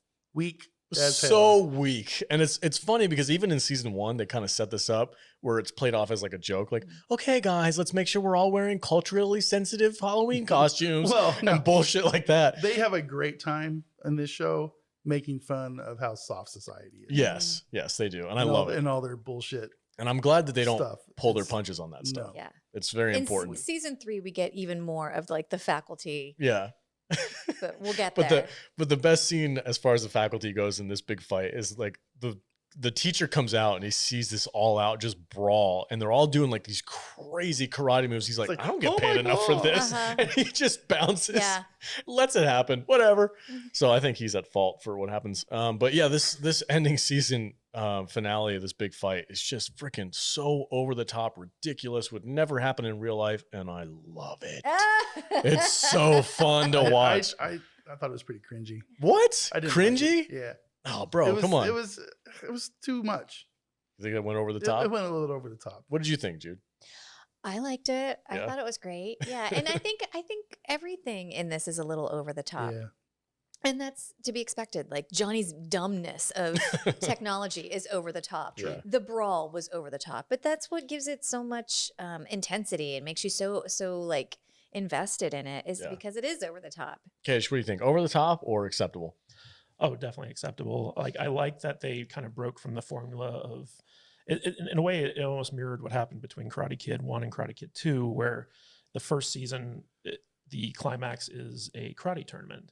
But then the second season, it's a fight to the death. It's like it happens out in the real world. Mm-hmm. And so in this one, it's like Are there fight to deaths in high schools across the country? Not in my high school. Probably. It's like there's a fight once in a while, but there's not like. Well, what I was saying Sweat is that this climactic fight happened outside of a tournament environment. Yeah. So it was like a real world fight. And, you know, there were all these rivalries and tensions kind of building up throughout the course of the season amongst the kids. And, you know, we finally get to see that all come to a climax in the very final episode. And you got to admit, like, they give each kid on both the Cobra Kai and the Miyagi-Do side their own little moments in this fight. And it's fantastic. Oh, Dimitri and Eli, that was the moment we talked about a minute ago. Like, I'm not saying the fight wasn't fun and cool, but it's just, I'm just having a hard time. Suspension of disbelief stretched a little I'm bit. Like, oh God, this is ridiculous. That was what makes it fun, though. Yeah. But I do think it's funny that these kids are like master karate, like doing flips and swing like crazy kicks and all this other stuff. And they've been in a couple of classes after school for a couple months. They might as well have given Miguel and Robbie, you know, nunchucks and some claw things. Hell yeah, dude. And, you know, and have Miguel like get the claws on his chest and taste his blood. Terry used that. That bracelet, right? That bracelet thing with the claws. I'm like, oh God. Weapons got taken out. It's pretty crazy. It's funny. But I will say this. This was the big moment for me when I kind of like, I mean, I enjoyed the show, but I didn't really take it seriously as far as like, I know Katie says it's like perfectly written and perfectly structured, and I appreciate that.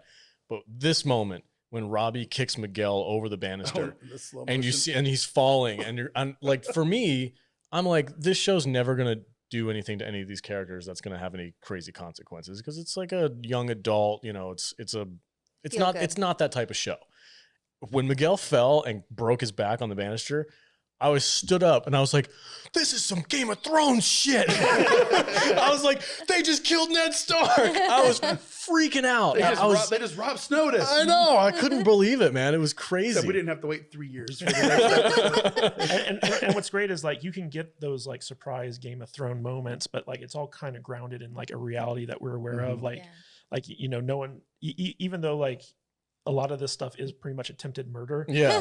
Like a lot of it seems kind of grounded in like, oh, this could happen. But nobody's like seriously dead from it, you know? Yeah. That's what, it's a little bit of a disappointment. I think it get more in season 3, but for season 2, like that huge cliffhanger, oh my God, I can't talk.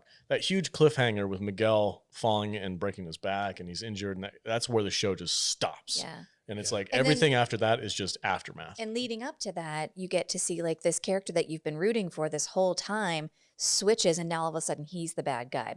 Miguel was showing mercy, and fighting with honor, and Robbie, who's been trained to only defend himself and to fight with honor, he flips and he becomes the bad guy, and you see that happen, which I think is really great that they took the time to do that. Yeah, 100%. And there's something that happens that really struck me as powerful, but I don't remember if it was season 2 or season 3. Does Miguel wake up, or is it that's season 3? Okay, we'll wait then.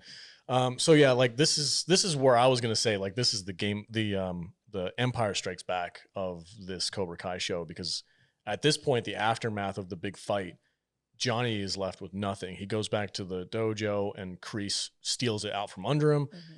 Danny is the same thing. Like, he's got bad PR. He's devastated by what happened. He feels like he failed Robbie. Robbie ran away. Like, everything's left on a down note for this season. And it's so powerful. We kind of skipped over what was my favorite scene in this season, which is the double date scene where basically that's the best. Yeah. Johnny goes out on a date with Miguel's mother, and they go to a Mexican restaurant that just so happens to be the same place where Danny has taken his wife, who he's trying to get back in the good graces with after he kind of shunts the family business for the karate studio.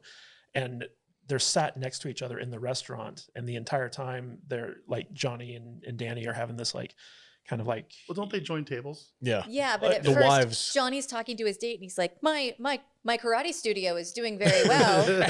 I love how Danny's wife is just like, are we really going to do Yeah, this? and Daniel's talking to his wife, and he's like, "Well, how I think is it's all about the quality, not the quantity." And Yeah. then his wife is like, "Are you?" Amanda Dude. is awesome. I love Amanda. Amanda's so great. She's such a ball buster. Yeah. well, both the women in that scene are like so down to earth and sane, and like Danny and Johnny are just like staring daggers at each other. But one of my favorite part about the scene is that once the women kind of like force them together, it's back to that different but same episode from the first season where like we see how similar they are and how they could actually be friends if they could just get past their stupid, if they could get their heads out of their asses. Exactly. Exactly. They could actually be besties. Yeah, that was a great scene. I Just did. And they're like they got their dance partners next to each other, and like they're all like dancing on the floor, and they're having like a good adult time without any of the BS. And at the end of that date, Danny and Johnny actually shake hands and kind of agree to kind of let bygones be bygones. And then they go home, and Robbie takes Sam to Johnny's place because it's like, she's drunk and she had like a bad interaction with Tori. And the next day, like that kind of peace that Daniel and Johnny created with one another is instantly broken when Daniel goes full dad mode and like panics and goes to, tracks Sam down to Johnny's place. And he like breaks into Johnny's house. He like kicks open the door. Yeah. Doesn't he throw Johnny into his TV? Yes. Yeah. Yeah. They throw down in that apartment. It was pretty intense, but it was funny. Like, did they cut between that and the tournament from the first movie during that scene? I don't know. There was a scene where they were fighting and it had like flashes of them fighting when they were teenagers. Maybe. And I just thought that was freaking genius. I'm like, what a, but there's so many times where like they almost come to blows and you're just waiting for them to like just duke it out and like have like the final showdown. But the great thing about this entire series is the push-pull nature of it, where like they get together and they mend fences and you're like, oh, things are going to be great, and then instantly like it's broken again. And then you start seeing that kind of filter down to the next generation. And I kind of liken this to like Robert Steinbeck East of Eden type multi-generational saga where the bad grudges of Hatfield and McCoys and like stuff like that is passed down from generation to generation. You just see the cycle repeat itself. And Daniel and Johnny are, they should be bigger men, and they try to be at certain points, but then something always just pulls them back down. For as wise as Miyagi made Daniel, like he still makes these mistakes, and he's still just a hothead from Jersey. Yeah, exactly. And you can see him like, he keeps searching for Miyagi's wisdom because he knows that he's screwing up throughout the course of this season. And eventually he kind of like figures it out, but he keeps falling back into that old pattern of like, bully or be bullied type thing. And it's tragic in a lot of senses, but that's what makes for good drama. Yeah, Yep. I can't agree more. Let's do some final thoughts for season 2. And if you want to give it a grade, go ahead. Vader. Too much teen drama. Yeah. It was a little soap opera for me. Probably my least favorite of the 3 seasons. Okay. But it was still fun. I still enjoyed it. This is a good series. When I say it's my least favorite, I'll probably give it a 7 Out of 10. out of 10 versus an 8. Okay. So Right on. yeah, it's still good. Highly watchable. Jude? I still really liked this season. I think almost as much as I liked the first season. I'm still sticking with 5 out of 5. Edward 40 Hands. Nice. Kadish? Yeah, I think that I like this season the best out of the 3 simply because it was the darkest, and we got to see some real like deep character development from all the characters, because the first season was kind of spent setting up a lot of these characters and a lot of the rivalries, and this season we got to see a lot of those pay off. And because it was kind of a dark and downer, and it ended on the cliffhanger with Miguel's in the hospital, he's in a coma. Is he going to make it through? How's that going to affect things? And then the final shot of the episode is where Johnny throws his phone away because he's just running away from his problems again. And we see Allie friend requesting him on the Oh screen. yeah, I forgot. Miguel was trying to teach him how to use Facebook, and in the process, they were looking up Allie, and he was kind of like reigniting. Allie's kind of like the key to Johnny's like redemption of like, you know, letting go of the past and being able to move forward. And we this entire season we kept getting teased with, you know, like, oh, he's going to connect with Allie. He's going to reconnect with Allie. And then at the end, when she tries to reach out to him, he's already walked away from it. Oh, and we also didn't talk about, you know, the reunion episode. Oh yeah, that was I mentioned it. I think we Johnny's mentioned gang. it. Yeah, during season 1 when we were talking about that, Touched we kind of touched on it a little bit. But yeah, Reunion? Yeah, where he got together with the other Cobra Kais, and their one friend was dying from cancer. Oh yeah. Who was really dying. yeah, by the way. Yeah. that's That so was a real thing. sad. I think was it like 2 episodes later that was the like in Yeah. honor of end Yeah, credit thing. Yeah, it's he died from kidney failure. yeah, Not long after he shot that episode. that's so sad. I felt really bad when I saw that. But he was the guy who said the line, put him in a body bag in the first Mhm. Karate Kid. Greatest line. And when he dies, the very final shot of that episode is him being put in a body bag. Oh, Oh, you didn't catch that? I didn't. That- I didn't put really the two wanted together. a Yeah, shirt that that, was- said "Get him a body bag." Yeah. I that episode, like, I think the reason why might have forgot it is because that episode for me just didn't. I didn't have the same nostalgia as most people it do. Didn't really it didn't fit. Yeah, that's what I was. to me. That was the only thing that I really can point out to be like, oh, that's fan service. Like, there's Yeah, it was funny seeing like the Cobra Kai gang all grown up, and the one guy, Dutch, who didn't come back because he's pursuing a racing career or something like that. they just said like, oh, he's in jail, and he was the guy with like the dyed blonde hair who tried to bully Daniel in the locker room. Poor in man's the Kiefer first Sutherland. one. Yeah, And he's oh yeah, the other one's a preacher, and yeah. yeah, it's good It's. I stuff. mean, it's funny. It was cool. I don't have a And they get problem in a with bar it. fight. Yeah, I don't have a problem with it. I just felt like it was a little bit. It was a little bit of a fan service that I didn't feel like was necessary, but I still appreciate that they put it in there. but it is funny that the guy was it Bobby, the preacher? Or was I don't remember their names. Yeah. They're Bobby, just Cobra Kai Tommy. guys. I think it was Tommy. Tommy becomes a Christian preacher, Mhm. and they all have a conversation about how, like, you know, the stuff that Kreese put in their heads about no mercy, like, really messed them up. And so a lot of them had like a very difficult time after high school that they eventually had to, you know, figure out and heal from. And Dutch was one of the guys who was never able to do that, and because of that, he wound up in prison. Whereas Tommy, like, you know, he became a preacher and was all about forgiveness. And Johnny's always like, "Sucks that you can't have sex, man." He's like, I'm not a priest. Yeah, the hijinks with Johnny in this season was really good. For me, it wasn't as good as the first season, but I enjoyed a lot of it. And there was a lot of moments for me that, even though I was annoyed by the teenage drama, I still felt like it was good setup and payoff, and I liked the character development and stuff like that. And we really got to see Johnny suffer by seeing how good Robbie was doing with Daniel. Yeah. Yeah. And that really kind of deepened that Oh rivalry as yeah, well. that'd be. I mean, even I would be like kind of irritated. Yeah, at no, that. no dad wants to see your arch rival. Exactly. Yeah. Being more of a Train father your to your child. kid than you. Yeah. Yeah, but again, like, I think this comes up more in season 3. But Johnny keeps picking Miguel over Yes. Robbie He over does. and over again, Over and it- over. it's frustrating. It's like, bro, if you're so worried about your own son, just go that way. You know what I mean? Like, Well- turn left instead of right. Well, there was this fantastic scene in this season where basically Miguel finds out that Robbie is Johnny's son. And so, you know, he thinks that Johnny's preaching about this mercy thing because, like, he favors Robbie over the rest of them. And Johnny takes him out to Burgers and Shakes, and he points out across the streets there's this hospital.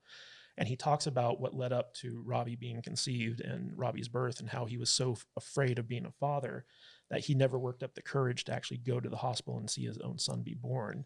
And his entire life, he's been running away from the responsibilities of raising that kid.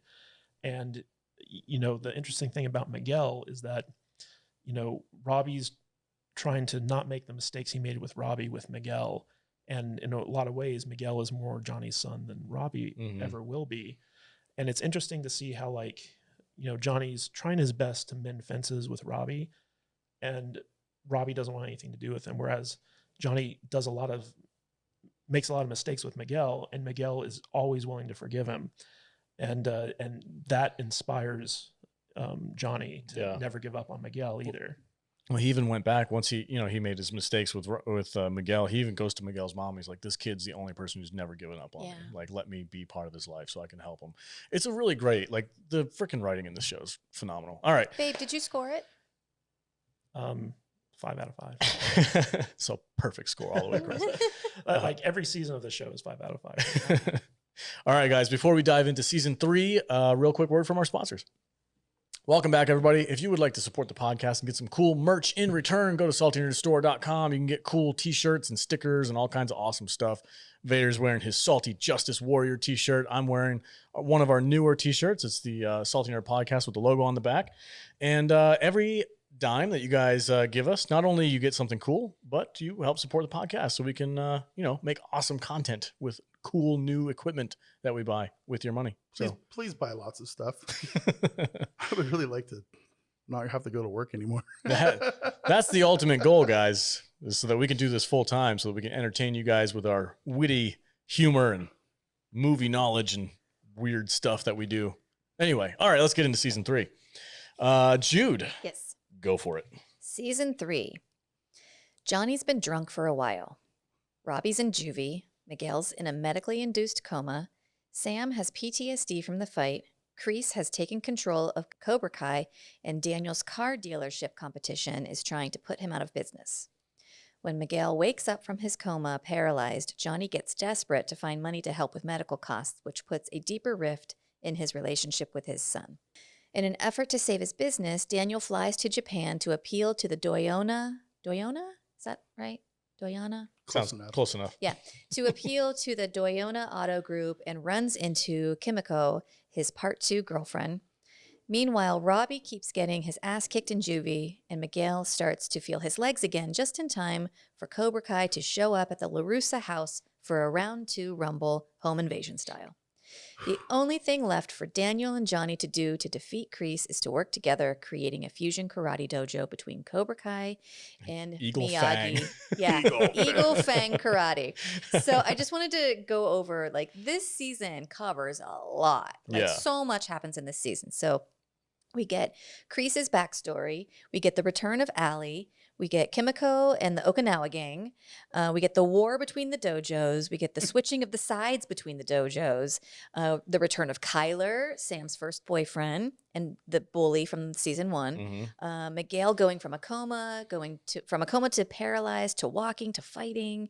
We get Miguel's mother hiding her emotions from Miguel right in front of the windows where Miguel can totally see her.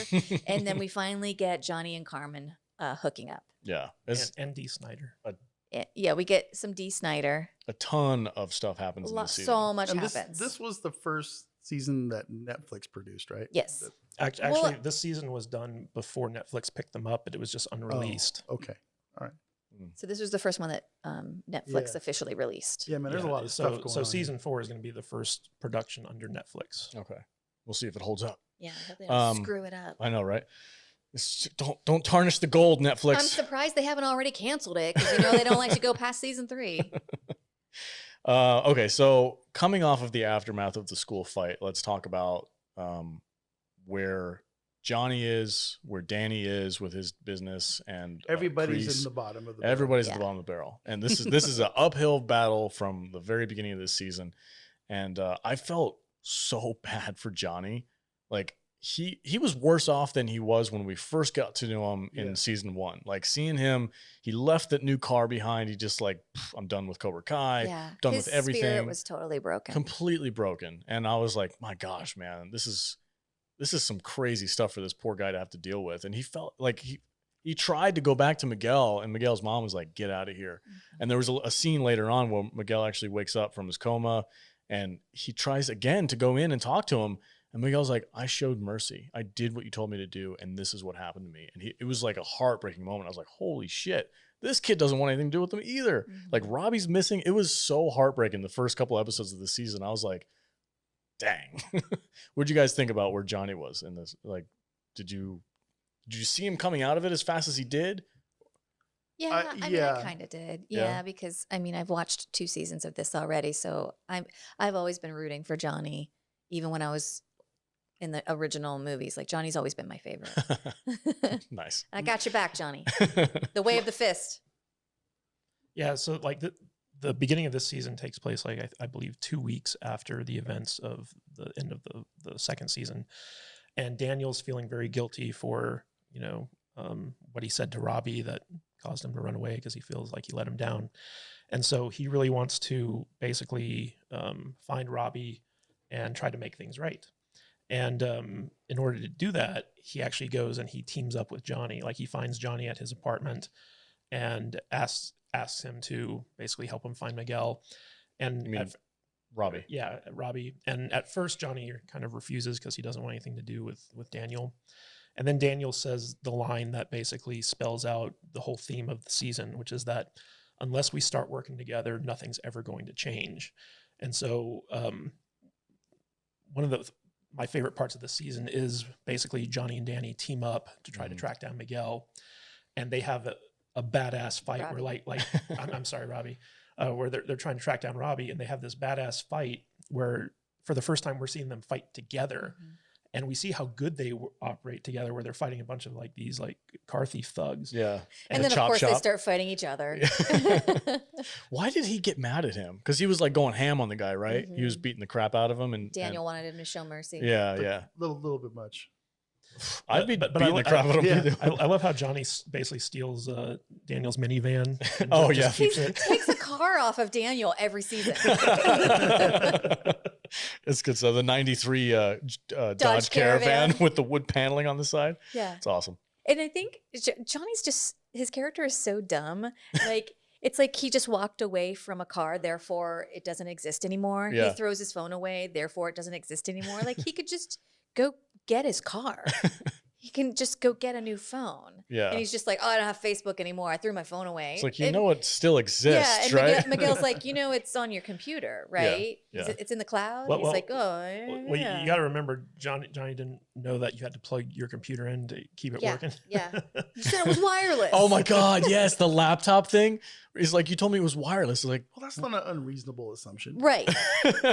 buying a laptop and thinking it just completely stays charged all the time. Because you say the it's- internet is in the air. Yeah. We live in wild times.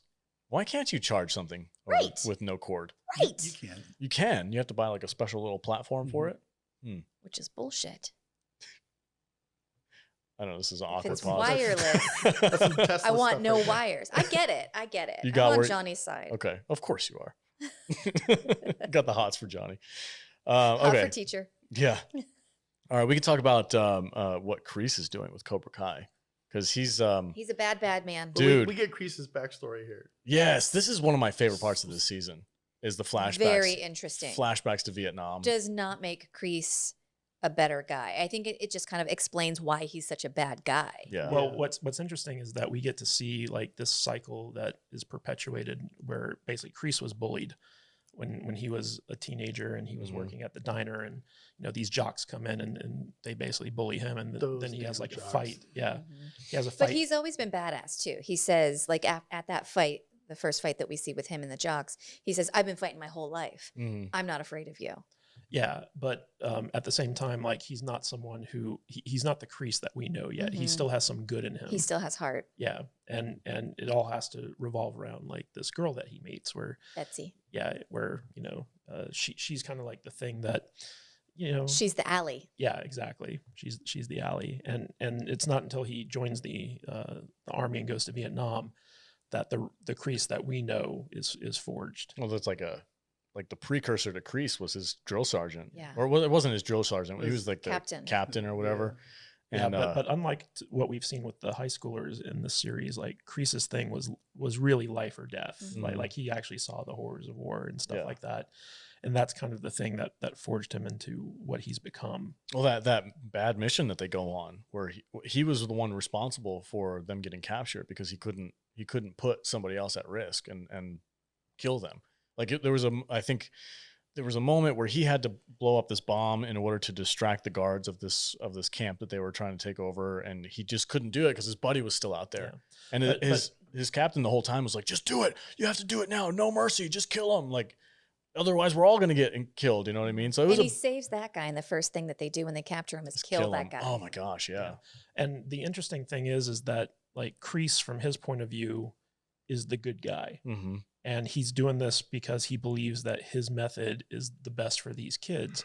And in this season, we actually get to see like how loyal he is to his students. Like he actually does care for his students, but only the ones that meet his standard for like, you know, strength and stuff like that. Like he goes and he helps out Tori. You know, he has an affinity for Hawk. Like he basically, you know, he's still trying to get Johnny to join his side, even though like, and Robbie. yeah. And Robbie's the big prize. So like, you know, we get these glimpses of like the good Kreese, and I use good loosely in the sense that, okay, we now understand where he's coming from, what's motivating him, what forged him. And, you know, he does care for his students, but it's the wrong type of caring. Yeah, it definitely is the wrong type, because that moment where he kind of like weeds out the weak, that was pretty harsh. Oh, when he tries to make Bert feed his new little The rat. mouse Yeah, pet. what they name him? Like Ralph or something like that? I don't remember. I don't remember but what the mouse's name He was. gives him a pet, and then he's immediately like, feed it to the snake. Yeah, and exactly. Bert's like, I can't do it. And he's like, Get cool, out. you're off the team. Yeah. Oh, it's so mean. And then they put him in like he puts them all in like a ring fight, and whoever loses is off the team. It was Yeah. Yeah, it was harsh. pretty harsh. This is harsh Yeah, stuff. Yeah, Penis Breath got kicked off. The Yeah. team. Poor penis breath. Poor penis breath. Yeah, poor penis breath. Yeah. So the biggest thing for me that is something I want to criticize a little bit is Miguel's healing process. Yeah. I thought it was hilarious. Pure soap opera. It was but it was funny though, because when Johnny's like, your legs are little bitches right now, and you need to make them tough. Yeah. And he's like hanging them up. Oh on yeah, I was thinking about how like when he was in the hospital part, not Oh, actually, no, not the actual rehab part. Yeah, the rehab part when he's like, Yeah. he goes there in this How hippy about with dippy. his fishing pole with the Yeah. Sports Illustrated? With the naked magazine. He's like, come on, man. You stand up and take it. The was- hottest babes in 1984. Man. It was And hilarious. that was the same magazine he was trying to sell to the pawn shop guy in Yeah. season 1. And the pawn shop guy was like, in mint condition, it might be worth something, but this one is, let's say, well well loved. Yeah, it's a hilarious moment. My only criticism for it is I think it happened too fast. Yeah, but Miguel- I mean, he had to have this whole process happen by the end of the season. I know, but I feel like they should have, if they really wanted to, and it would have been a better payoff and a more meaningful event when Miguel could walk, if it wasn't over like 2 or 3 episodes instead it was over like a whole season. I just think it was a little too fast. Him being able to walk wasn't really what this season was about, though. No, but it's a big thing for his character. And like I said, with the cliffhanger of season 2, I was like, this is some Game of Thrones shit. And, you know, we always talk about how shows need to stick to their guns. Like if it's The Mandalorian, leave his freaking helmet on. Or if it's Willy's Wonderland, don't let Nick Cage say any words at all. Like, stick to your guns. They paralyzed a kid. And then he's back on his feet and doing roundhouse kicks and jumping off of walls. And I love how dumb Johnny is just like, so he had the surgery, he could walk now? Yeah. She's like, he just came out of anesthesia. Like, give him a minute. And then Johnny's just like, you want that phone? Go get it then. And he like pushes the phone away from him. And poor kid falls out of bed. Yeah. The day that he wakes up from surgery. And Johnny uses his quiet shout. You know, the famous thing where he's like, go ahead. Because Miguel's like all like attitude, and he's just like, go ahead. Yeah. Go ahead. He's like, go get, tell your legs to stop being pussies and go get your phone. Like there's a lot of comedic elements that I really liked about the process, but I just felt like they didn't stick to their guns. The consequences were not matching what had happened. I agree. And they covered so much territory in this season that I think that they took some shortcuts. Yeah, for sure. Speaking of like territory, let's talk about, or did you want to say anything about the healing process? You're good? Kadish, what about you? I thought it was really contrived, but fun. Yeah. I laughed and it was interesting. Yeah. Okay. Kadish? I felt like it was appropriate. Like, the amount of time that passes while he's healing, it's kind of glossed over in the show, but like weeks go by. Mm-hmm. And, it is kind of funny to see like how Johnny tries to, fix Miguel in the sense that like, he goes over and his physical therapist is there and the guy's like very woo woo. And it's just like, good energy, man. Like, Yeah. And Johnny's just like, who is this pussy? and he's sitting there at the kitchen table and he's trying to think of ways to like help Miguel walk. And he's talking, he has like listed like Tony Robbins and then like LSD. like he's just trying his best to figure out like, okay, what are we going to do here? And then he gets on the internet and he's like, WebM'd. For WebMD. WebMD. Yeah. And there's this line that so like he goes to see this preacher, his preacher friend, after the kind of like after Miguel tells him to get out of his life. He's all blasted. Yeah, and he's like kind of hit rock bottom again, and there's this line. I don't know why it kills me, but it does every time. Where like he's sitting there with his friend and he's eating coffee cake, and he's like, "I still don't know how they get the coffee in the cake, man." And like for some reason that line just kills me every time. Because he's such a dummy. Yeah, he's he really delightfully dumb. Yeah. It's not a bad thing, but sometimes it's a little over the top how dumb he is. I hope people know that there's no coffee in coffee cake. What? No way. All right. So one of the biggest parts of this season is Danny's arc. And because of the consequences of last season's big fight, he's hitting horrible problems with his business, with bad PR. All of a sudden, this town where everything was about karate, everyone hates karate now. Yeah, because it cost people, it cost Miguel his leg. It's just bad PR. People are like real angry with like the rivalry between now it's all about the karate bullies. Yeah, exactly. Yeah, I think they call them karate gangs now. Yeah. In fact, I think Dimitri even kind of joked about it in the second season, where it's like, okay, I'll join a karate gang just for protection. Yeah. And so in this season, we get to experience like the full force of the faculty being like hugs, not kicks or whatever. Yeah, safe spaces. Yeah, safe spaces. Yeah. And then we get to see when the two karate dojos face off in high school, the administrator comes up. The guy, I think she's a counselor or something. She comes up and she's like, "What's going on here?" Yeah, respect each other's space. Hawk is like, "She's really triggering me in my safe space." But if you notice, he's using Kreese's lessons to like use your head to fight, not just your brute force. Yeah, and so like you can see Kreese's influence like really kind of starting to work its way into the Cobra Kai people in this season. Yeah. So he's fighting a psychological battle as well as a physical one. Yeah, he's doing really good at it too. Yeah. Makes him a punk.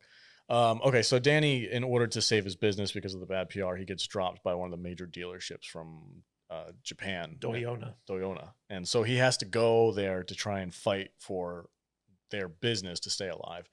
And this leads into one of the more interesting parts of this season I did not expect to see. I think Kimiko? Chosen. Oh, all of Chosen. Yeah, Chosen and Kimiko, the whole thing. It was cool, but I really didn't expect them to do this. So I was like, oh, it's kind of fun. Well, that's what this show does. Yeah. It cherry picks this nostalgia feeling. It cherry picks the best elements out of those crappy movies and like puts them in a different perspective. And you're like, oh man, that's so good. Like, you guys remember I told you I think part 2 was almost my favorite, not quite, but almost. Yeah. So I appreciated these parts when you going back to Tomy Village. Yeah. What did you think about the Tomy Village gag where he goes back and he's like, "Take me to Tomy Village," and the guy's like, "Oh, I know exactly where that is." Because in the first movie, nobody knew where the hell Tomy Village was, and then he comes back to this place and they take him in the cab and he shows up and there's like a KFC and a Baskin Robbins. We have Jersey Mike's now. Yeah, exactly. We used to have a Subway, but now we have Jersey Mike's. That sounds good. It was so funny, and it just struck me that like how culture has changed so much. Basically Miyagi's old village got converted into a shopping center, like a high-end shopping center. Yeah. And Daniel was like, "What about all the villagers?" And they're like, "Oh, they love it. It brought them jobs and money." Yeah. Yeah. It was a really cool part of this season. And I did think it was a little convenient though. For sure. Because the girl that he rescued in the hurricane turns out to be like the vice president of overseas sales of Doyona. International sales. Yeah. International sales and I'm not a nerd. That's just what these kind of TV shows do, though. I had no issues with any. No, no. I thought it was a little too convenient. But I was like, come on, sure. You're gonna make it that easy on him? Danny literally got a handout, saved his ass because of a convenient. It was just like he rescued that girl from a storm. Yeah, saved her life. Typhoon from I get it. It just seemed too convenient for me. I was like, well, why is he getting a freaking pass? This show has already done the work in order to secure my investment, so I'm with it. Okay. I'm not going to fight that. I also love when Chosen returns and he's just this old guy in a Hawaiian shirt and he's got this dour look on his face and like it's super awkward and Daniel, because like, you know, this was the guy that Daniel was in a fight to the death with, And immediately Kimiko's just like, I gotta go. See you later, guys. and he's like, you can't leave me. And she's like, oh, just have another drink. And Chosen's like, I will get it. And then he comes back with one drink, and Daniel's like, you're not having a drink. And he's like, I don't drink. He's so stern. He's I love it. stern, yeah. and basically he gives Daniel a tour of the island, and again it's like super awkward, but then they start kind of bonding over the Miyagi karate, and we find out what happened to Chosen after that, that fight in the temple, and that he was forgiven by Sato and kind of taken under his wing and taught all the secrets of Miyagi-Do, which basically was something that Daniel was not privy to. Yeah, so like basically Chosen teaches Daniel that Miyagi-Do isn't always for defense only. There is a offensive version of it that Sato taught him before Sato passed away, and he starts teaching it to Daniel, and Daniel's just amazed that Mr. Miyagi never taught him this type of thing. So Chosen actually has like some agency in this, and then like we get to see him basically get his revenge on Daniel, and he does that thing where he like honks his nose. Yeah. If your enemy insists on war, you take his choice away. You take away his ability to wait. Okay, yeah, whatever. I'm not a nerd. Ruined it.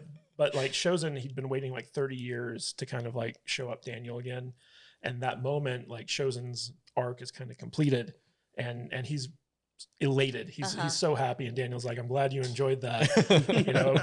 But now that they've been able to heal that rift that they had between them, Chosen felt comfortable sharing the secrets of Miyagi-Do offensive karate with Daniel, and that kind of gives them the ability to go forward and teach his students and kind of bridge that gap between Miyagi-Do and Cobra Kai. Throughout, we've seen like the switching of sides, and like friends become rivals, and now we get Eli and Dimitri back together again. Well, yeah, we get 3 factions, and 2 of them join up, and Yeah. Well, we'll get there. Well, Penis breath and what was it? Douche face or something? I don't know. This whole season is about healing the rift between Miyagi-Do and Cobra Kai, and teaming up against a common enemy. And we see that not only are Johnny and Danny come together, but the Cobra Kais and the Miyagi-Do, or the former Cobra, the Eagle Fangs. Eagle Fang. Yeah, the Eagle Fangs and Miyagi-Do kind of heal their rifts and come together in order What to animal fight can against. kill a cobra? A mongoose? A real animal. He doesn't even know what a mongoose is. Oh my God, Johnny's so dumb. I love it. Oh, and then we get Amanda going to Cobra Slapping Kai. Kreese. Yeah. And then he puts a restraining order on her because psychological war. Yeah, we'll talk about that because that's going to come up during the tournament thing, right? When they go to the city council. Yes. Yeah, we'll talk about She that. was tramping around with that boy's girlfriend or that girl's boyfriend. Oh, man. All right, so Kreese, he's like in full-fledged freaking Emperor Palpatine mode right now. He's got his crew of little psychopaths running around the neighborhood just doing all kinds of crazy, like illegal things. Yeah, and there are some great scenes where Daniel goes to Cobra Kai and sees Kreese there, and has a flip out, and then Kreese visits the Miyagi-Do thing and kind of like rubs Daniel's nose in it. And it's so delicious to see these two like kind of face off after knowing the history between them. Yeah, if you're calling back to the last week's podcast when you were saying that like Danny's Luke Skywalker and Kreese is basically the Emperor, this is like the Return of the Jedi like throne room where Kreese shows up at the Miyagi-Do, and you're like, you know what this really is though, is that Daniel is like the Luke Skywalker we should have had in The Last Jedi. I know, like he's the optimist, and he keeps wanting to do what's right, and he doesn't always get it right, but his heart's in the right place type thing. Yeah. As far as like sequels to like 30, 40-year-old franchises that we all know and love, like, are you saying Ryan Johnson can learn a few things by watching Cobra Kai? For sure. Oh, totally. Yeah, because I don't like, as much as we joke about that, like Danny's kind of a dickhead sometimes during this season, or not even just the show as a whole. Like, he's got an ego on him. He's still hot-headed. He does some weird things sometimes that we don't like. We still love the dude. We're still rooting for him at the end of the day. I wonder if that stupid tree's still there. On the cliff? Yeah. It'll be on season 4. Oh, did you notice that when he went to visit Mr. Miyagi's grave, he had planted a wild bonsai at the gravesite. Yep. So that was in season 1, right? Season I 1 think or it was season 2? one, Yeah. One of those two. Yeah, I did notice that. It was a nice little nod to the bonsai tree thing. I liked it. Okay, so you guys want to just cut to the chase and talk about Danny fighting Kreese? Because that was pretty badass. Let's talk about that. Okay. Kreese is 70. And I know they used a stunt double for some of his scenes because you can kind of tell. So basically, the final fight in this season, not only do you have the students have the big blowout at the LaRusso home, breaking and entering. But after that, once the adults find out about it, both Daniel and Johnny go to the Cobra Kai dojo to confront Kreese. Johnny finds out that he's training Robbie, and so like he has a confrontation with Kreese, and then Daniel shows up and has a confrontation with Kreese, and he ends up using the new Miyagi-Do techniques on him. And this was like the scene in Karate Kid 3 for me, where Miyagi shows up and basically throws down with Kreese and Silver.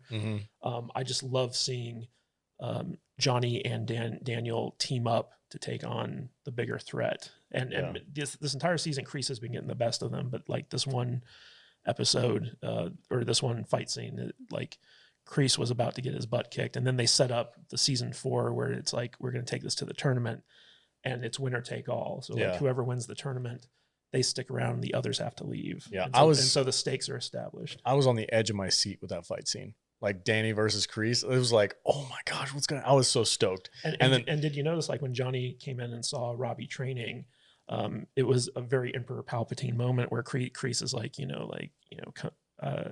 like he's my student. Yeah. Come join us. He called him son at one point, and I was like, don't you dare. Yeah.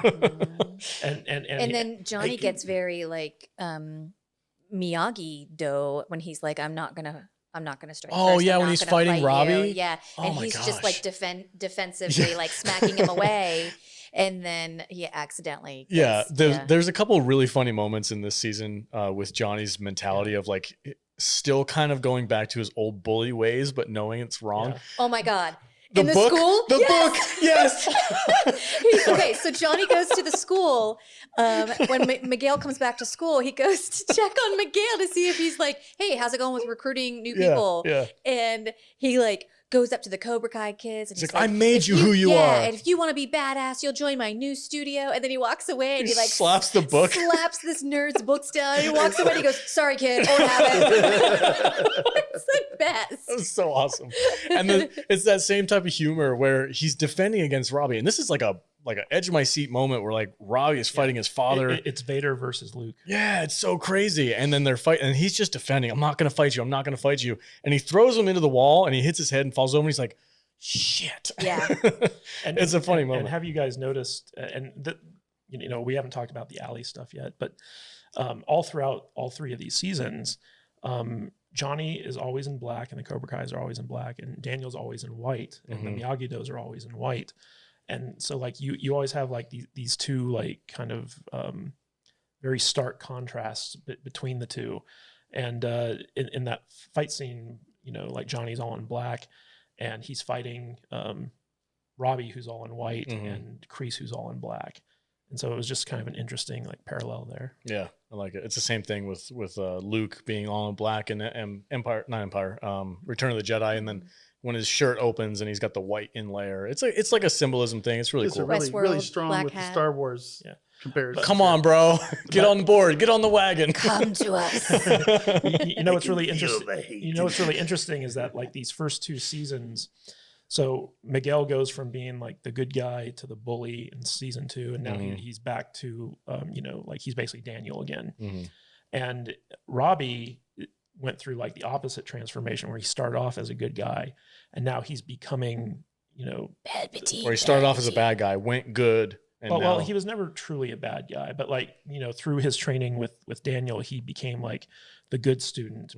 And then this season was all about like him turning to the dark side and him eventually embracing the Cobra Kai teachings that his father that ruined his father, basically. Yeah. And so now he's on the same path that his father was once on. His dad's trying to rescue him from it, and he wants nothing to do with him. Yeah. And so like it's really setting up the stage where it's like, you know, once again, it's going to be Johnny's or surrogate son versus his actual son, except like, you know, like how is he going to save both of them? Yeah. You know? And Johnny's failed his son so many times that it's like this kid will literally trust anyone but Johnny. Yeah. There's one thing in this season that really pissed me off with Johnny's character is that when he didn't show up. He didn't show up Yeah. when he set up the appointment to go visit him. Yeah. So and Robbie, instead he stays at the hospital with Miguel. Robbie's in juvie. And the only way that Johnny can go see him is if he's with a member of the clergy. Mhm. So the preacher shows up and they're all waiting for Johnny to show up, but Johnny decides to go pray with the grandma Yeah. instead. I was so pissed. I Yeah. was like, come on, dude. Yeah, that was weak. It was such an obvious choice to make. Weak. Yeah. Weak. Yeah. and like LaRusso, Daniel keeps trying to meet up with Robbie, but Robbie doesn't want to see him. And then the third time is Kreese. Kreese actually shows up, and he gives him the advice where, you know, because he's getting bullied in the juvie, the juvenile hall. And so like Kreese tells him like to, you know, strike first. And Robbie actually does that. And it turns out good for him within like, you know. Yeah. He earns the respect of Yeah. the bully that's pressuring him. And that's the first kind of step towards the dark side for Robbie there. Yeah. So, God, man, this show is so freaking good. Okay, so before we forget, let's talk about Allie. Elizabeth Shue is back. We have a little bit of a comedic setup with Johnny trying to use the internet and Facebook, and I love the moment where, I don't know if it was season 2 or season 3, but he goes and Miguel sees his computer open, and he has this like, It's season 3. is it season 3? He's got this freaking paragraph open on Facebook Messenger, and he's like, I was going to send it, you know, and she's like, she asked me what was up, and Miguel's like, you can't freaking send that, bro. It'd be as bad as you liking all of her photos. And he's like, there's a like button. That was some funny stuff. So it kind of sets up that like Allie's back on the map. And I just want to make sure I point this out for my own stupidity, but I did not connect Elizabeth Shue with Karate Kid. I completely forgot that was her. I did. Well, she was the first throwaway girlfriend. Yeah. She's Allie from the first one. And I'm like, I never connected that. Especially we did The Boys, the Amazon series. Elizabeth Shue knocks it out of the park in that show. I love her character. I didn't connect the dots until I watched Cobra Kai, and I was like, oh, that's her. That's Allie. It was a cool moment. I was like, oh no shit, that's awesome. So it was a fun little trivia thing for me. I didn't really. I appreciated I appreciated the fact that they didn't make her a huge part of this. Yeah. She wasn't in the show very much. Yeah. Just enough to, you know, get their little character development So out. do you guys remember how we talked about how they did Allie dirty in Mhm. part Yes. 2? Yes. And then we get to hear her side of what Yes. actually happened at the prom. Mhm. And she was like, you know, like, I kept telling you that the brakes on Mr. Miyagi's car were going to go out. and so like, she didn't actually wreck his car. Like everything Daniel said. Daniel's fault. Yeah. He's a douchebag. Everything Daniel said when he showed up at Miyagi's place was a lie. You know? Because basically. And that's why Daniel's son will never have honor. Yeah. And she was like, you know, I ran into this friend who was going to college. He was a football player in college. And Daniel came up and started threatening him because he thought that he was hitting on me, you know, and Daniel's just sitting there like drinking his wine, just like, oh, this is really uncomfortable. Yeah, it was a good moment. And I like that she showed up, and I agree with you. I'm glad that she wasn't made to be this huge, massive part of the show. It's just like a nice little nostalgic cameo. But like, I think all of us were like, when are we going to see Allie? Yeah. When are we going to see Yeah. Allie? Because she was so much a part of The first movie. the connection between Daniel and Johnny. Everything revolved around Allie. Yeah, and I think she played a huge part in them being able to mend the rift between them and then face off on Kreese. Yeah. Because without her, they Well, would she still was be. She was the thorn. She was the source Yes. of the initial Exactly. brouhaha. So. Yeah. But she was also Brouhaha? Yeah, brouhaha. she That's was, an old person term. she was also the one who pointed out that Daniel and Johnny are more alike than they care to admit. Yeah. And it took her to not only, you know, kind of make them realize that, but this was like the culmination of Johnny's redemption, because like he had been carrying a torch for this girl for like 30 years, and getting back together with her and you know, discovering that he cares more for Miguel's mom and he's wanting to like let her go and all this stuff. This was like the completion of his arc. Yeah, I was really getting ready to get upset if he ended up like going with Allie and not Miguel's mom. There was a I moment was like, there. Oh man, don't do this. Yeah. It's not cool. I'm with you on that too. Yeah. Yeah, but so basically because he was able to reconnect with Allie and get that closure that he never got before, his redemption has been completed. And that's why he's finally able to move on and actually team up with Daniel as opposed to continuing their rivalry. And it's the first time that the cycle has been broken. Mm-hmm. And that kind of signals a new era, which opens us up to the end of this season where Daniel and Johnny kind of come together at Miyagi-Do, and their students have combined into one class, and now like they're teaching each other, and you have that great Phil Collins "In the Air Tonight" song, and like they come together and they bow to each other when it's going to be interesting to see how they merge their philosophies. The two teachings. Yeah. Well, so before, actually, while this is all happening, the whole like Alley Country Club reunion thing, while this is all going on, the home invasion rumble is going on. Yeah. So God. Samantha has invited Miyagi-Do students and Cobra Kai students Eagle over. Fang. Eagle Fang. Eagle Fang. Over to the house so that they can figure out how to join forces against Cobra Kai. And they come up with a list, and Dimitri's like, okay, so we're settled on where we're going to practice, but as far as a name and philosophy, we're still up in the air. This is a great place to start, you guys. And then the Cobra Kai kids find out about this, and they show up, and they literally like kick in the door, throw poor Bert through a window. They Commit destroy the multiple felonies. LaRusso house. Yeah. Yeah. yeah, talk about a parole violation. Oh, Yeah. for sure. Yeah. And then we get Dimitri and Hawk back together again. Yeah. And Bert and Asian kid Yeah, back together again. I don't know his name. The two little nerds. And Penis Breath and Douche Fang. basically all the friendships that were severed in season 2 are brought back together Yes. in this season. The one issue I did have was I felt that Eli's transformation, Hawk, coming back to the side of the good, was a little bit abrupt for me. Like I would have liked. It was a little fast. Yeah, I would have liked to have seen. Yes, him. but I was rooting for it so hard I didn't mind. I was too, but like I would have liked to have seen that be like a little bit more of a gradual progression. Yeah, I agree. I think, especially because not shortly before that big brawl was when he broke Dimitri's arm, like in one of them, that was dark. and like like one of the freaking like Mortal Kombat finish him. Yeah. He's like just snaps his And he's freaking just arm. like, hey man, I'm sorry. Yeah, I'm sorry about your arm, bro. Oh, okay. Yeah, and then like Dimitri gets together with Front Wedgie, the that's so popular girl Yeah. that he'd been pining over. Oh for, my like, god, 2 dude! When they seasons. were like going at it in the hallway, making out and stuff, I was like, this is weird. Something doesn't match here. and like she's keeping it secret because she doesn't want anyone to know that she's making out with a nerd.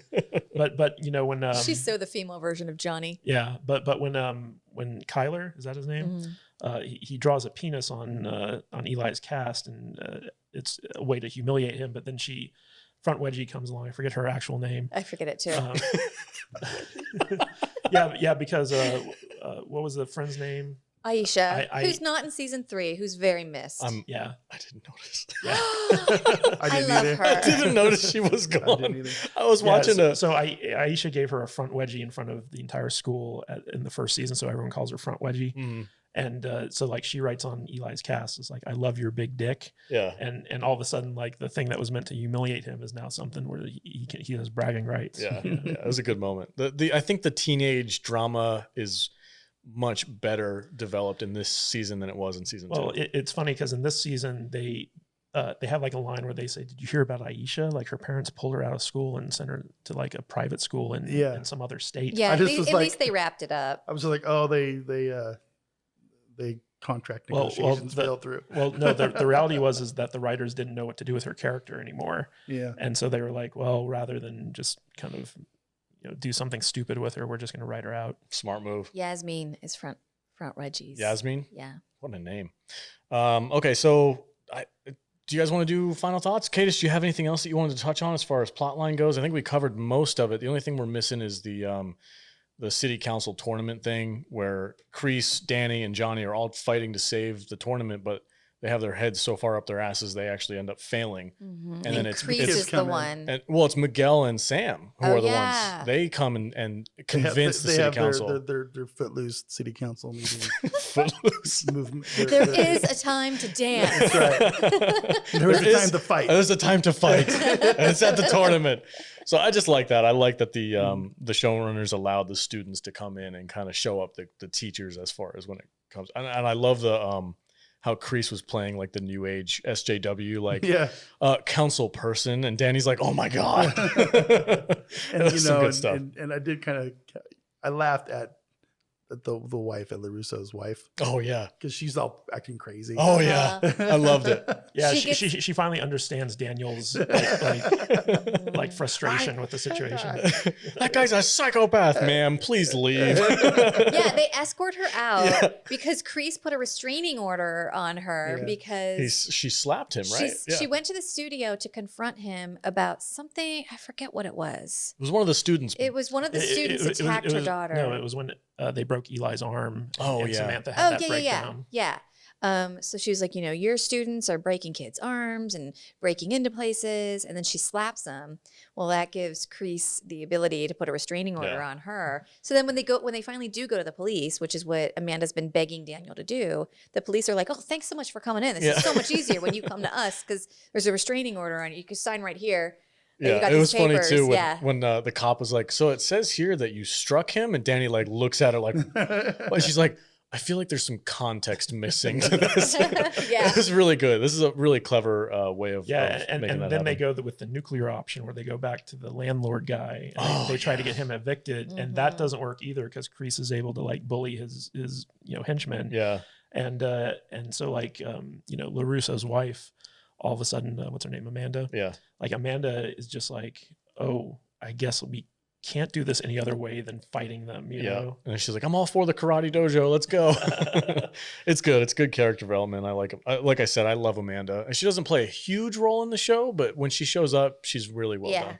She's a very well-written character. Yeah. I think every character in this series is, even the little silly ones like the two nerds. LaRusso's car salesman cousin. Even his little arc where he goes to the other Lou Jr. Yeah, where he goes to the other car dealership and comes back and stuff. That's all good stuff. Yeah. I love his 3-piece suits. Yeah. Oh, he looks he's sharp. So dapper. Pure car salesman. Oh, 100%. It's like, oh God, he's so douchey. So there was a big thing that we kind of glossed over that leads directly into season 4, and I don't know what exactly they're going to do with it, but so we see these flashbacks of Kreese's time in Vietnam and how he was a POW, and basically him and his other squad mates were forced to fight each other to the death above a snake pit. And in the final episode, we see how Kreese basically saves one of his buddies by taking on their commander, who's like the best fighter in the squad, which was Silver, right?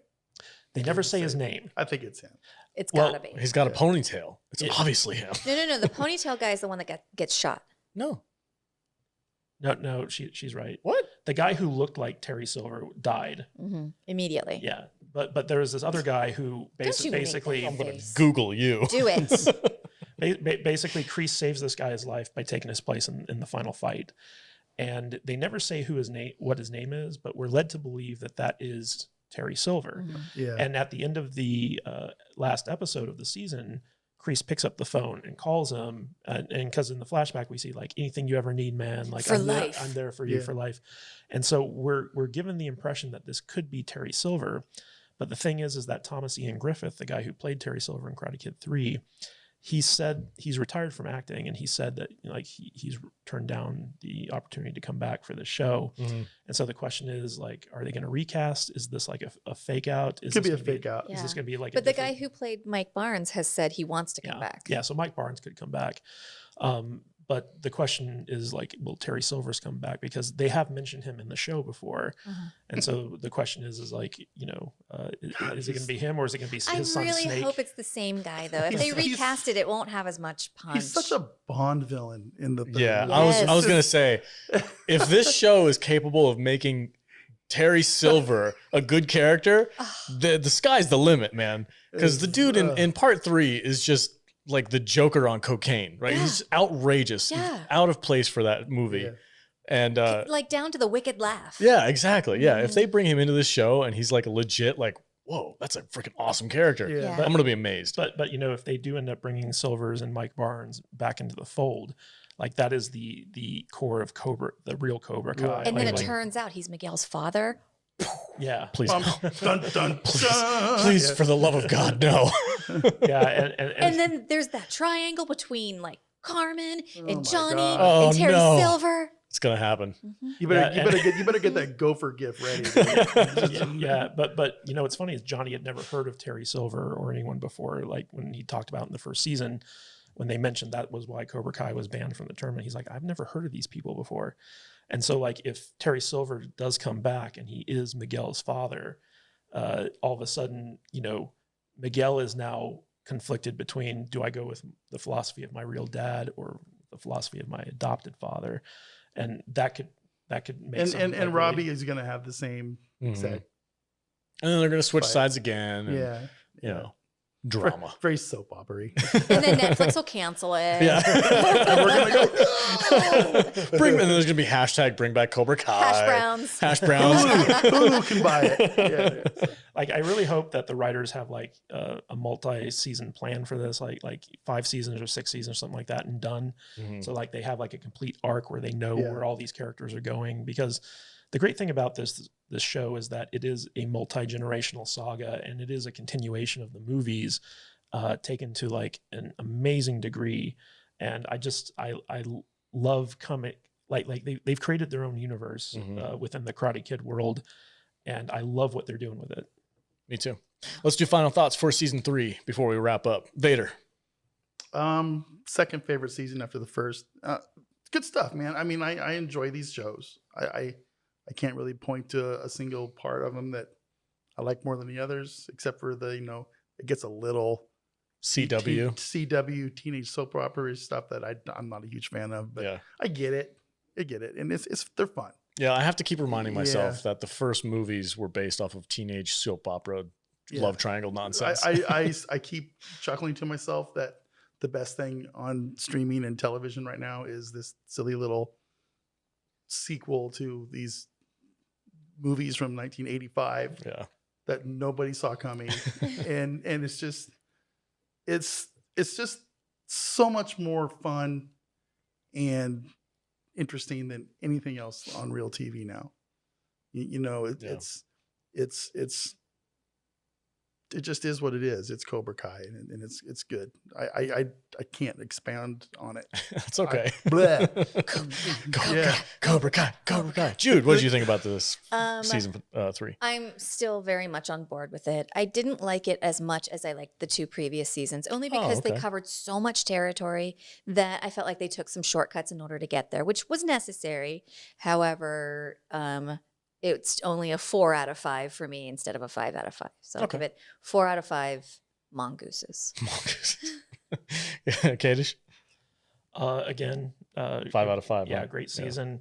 I look at these as like part of a much larger story. So like it's hard to divide it up into seasons because they all kind of Yeah. are telling one grandiose story. Mhm. And every season they do a great job of continuing to grow and develop these characters, and not just like the main character. Like every single character in this show gets their own little like time and development and arc and stuff like that. And so like I really love seeing this stuff, and it's such a pleasure to watch this show. Like we watched it when it first premiered, and then coming back and revisiting it for the podcasts, like it's just as good as the first time we watched it. And it's very rare to have a TV show that does that. Right on. Yeah, for me, I think this is my second favorite. First season's really good.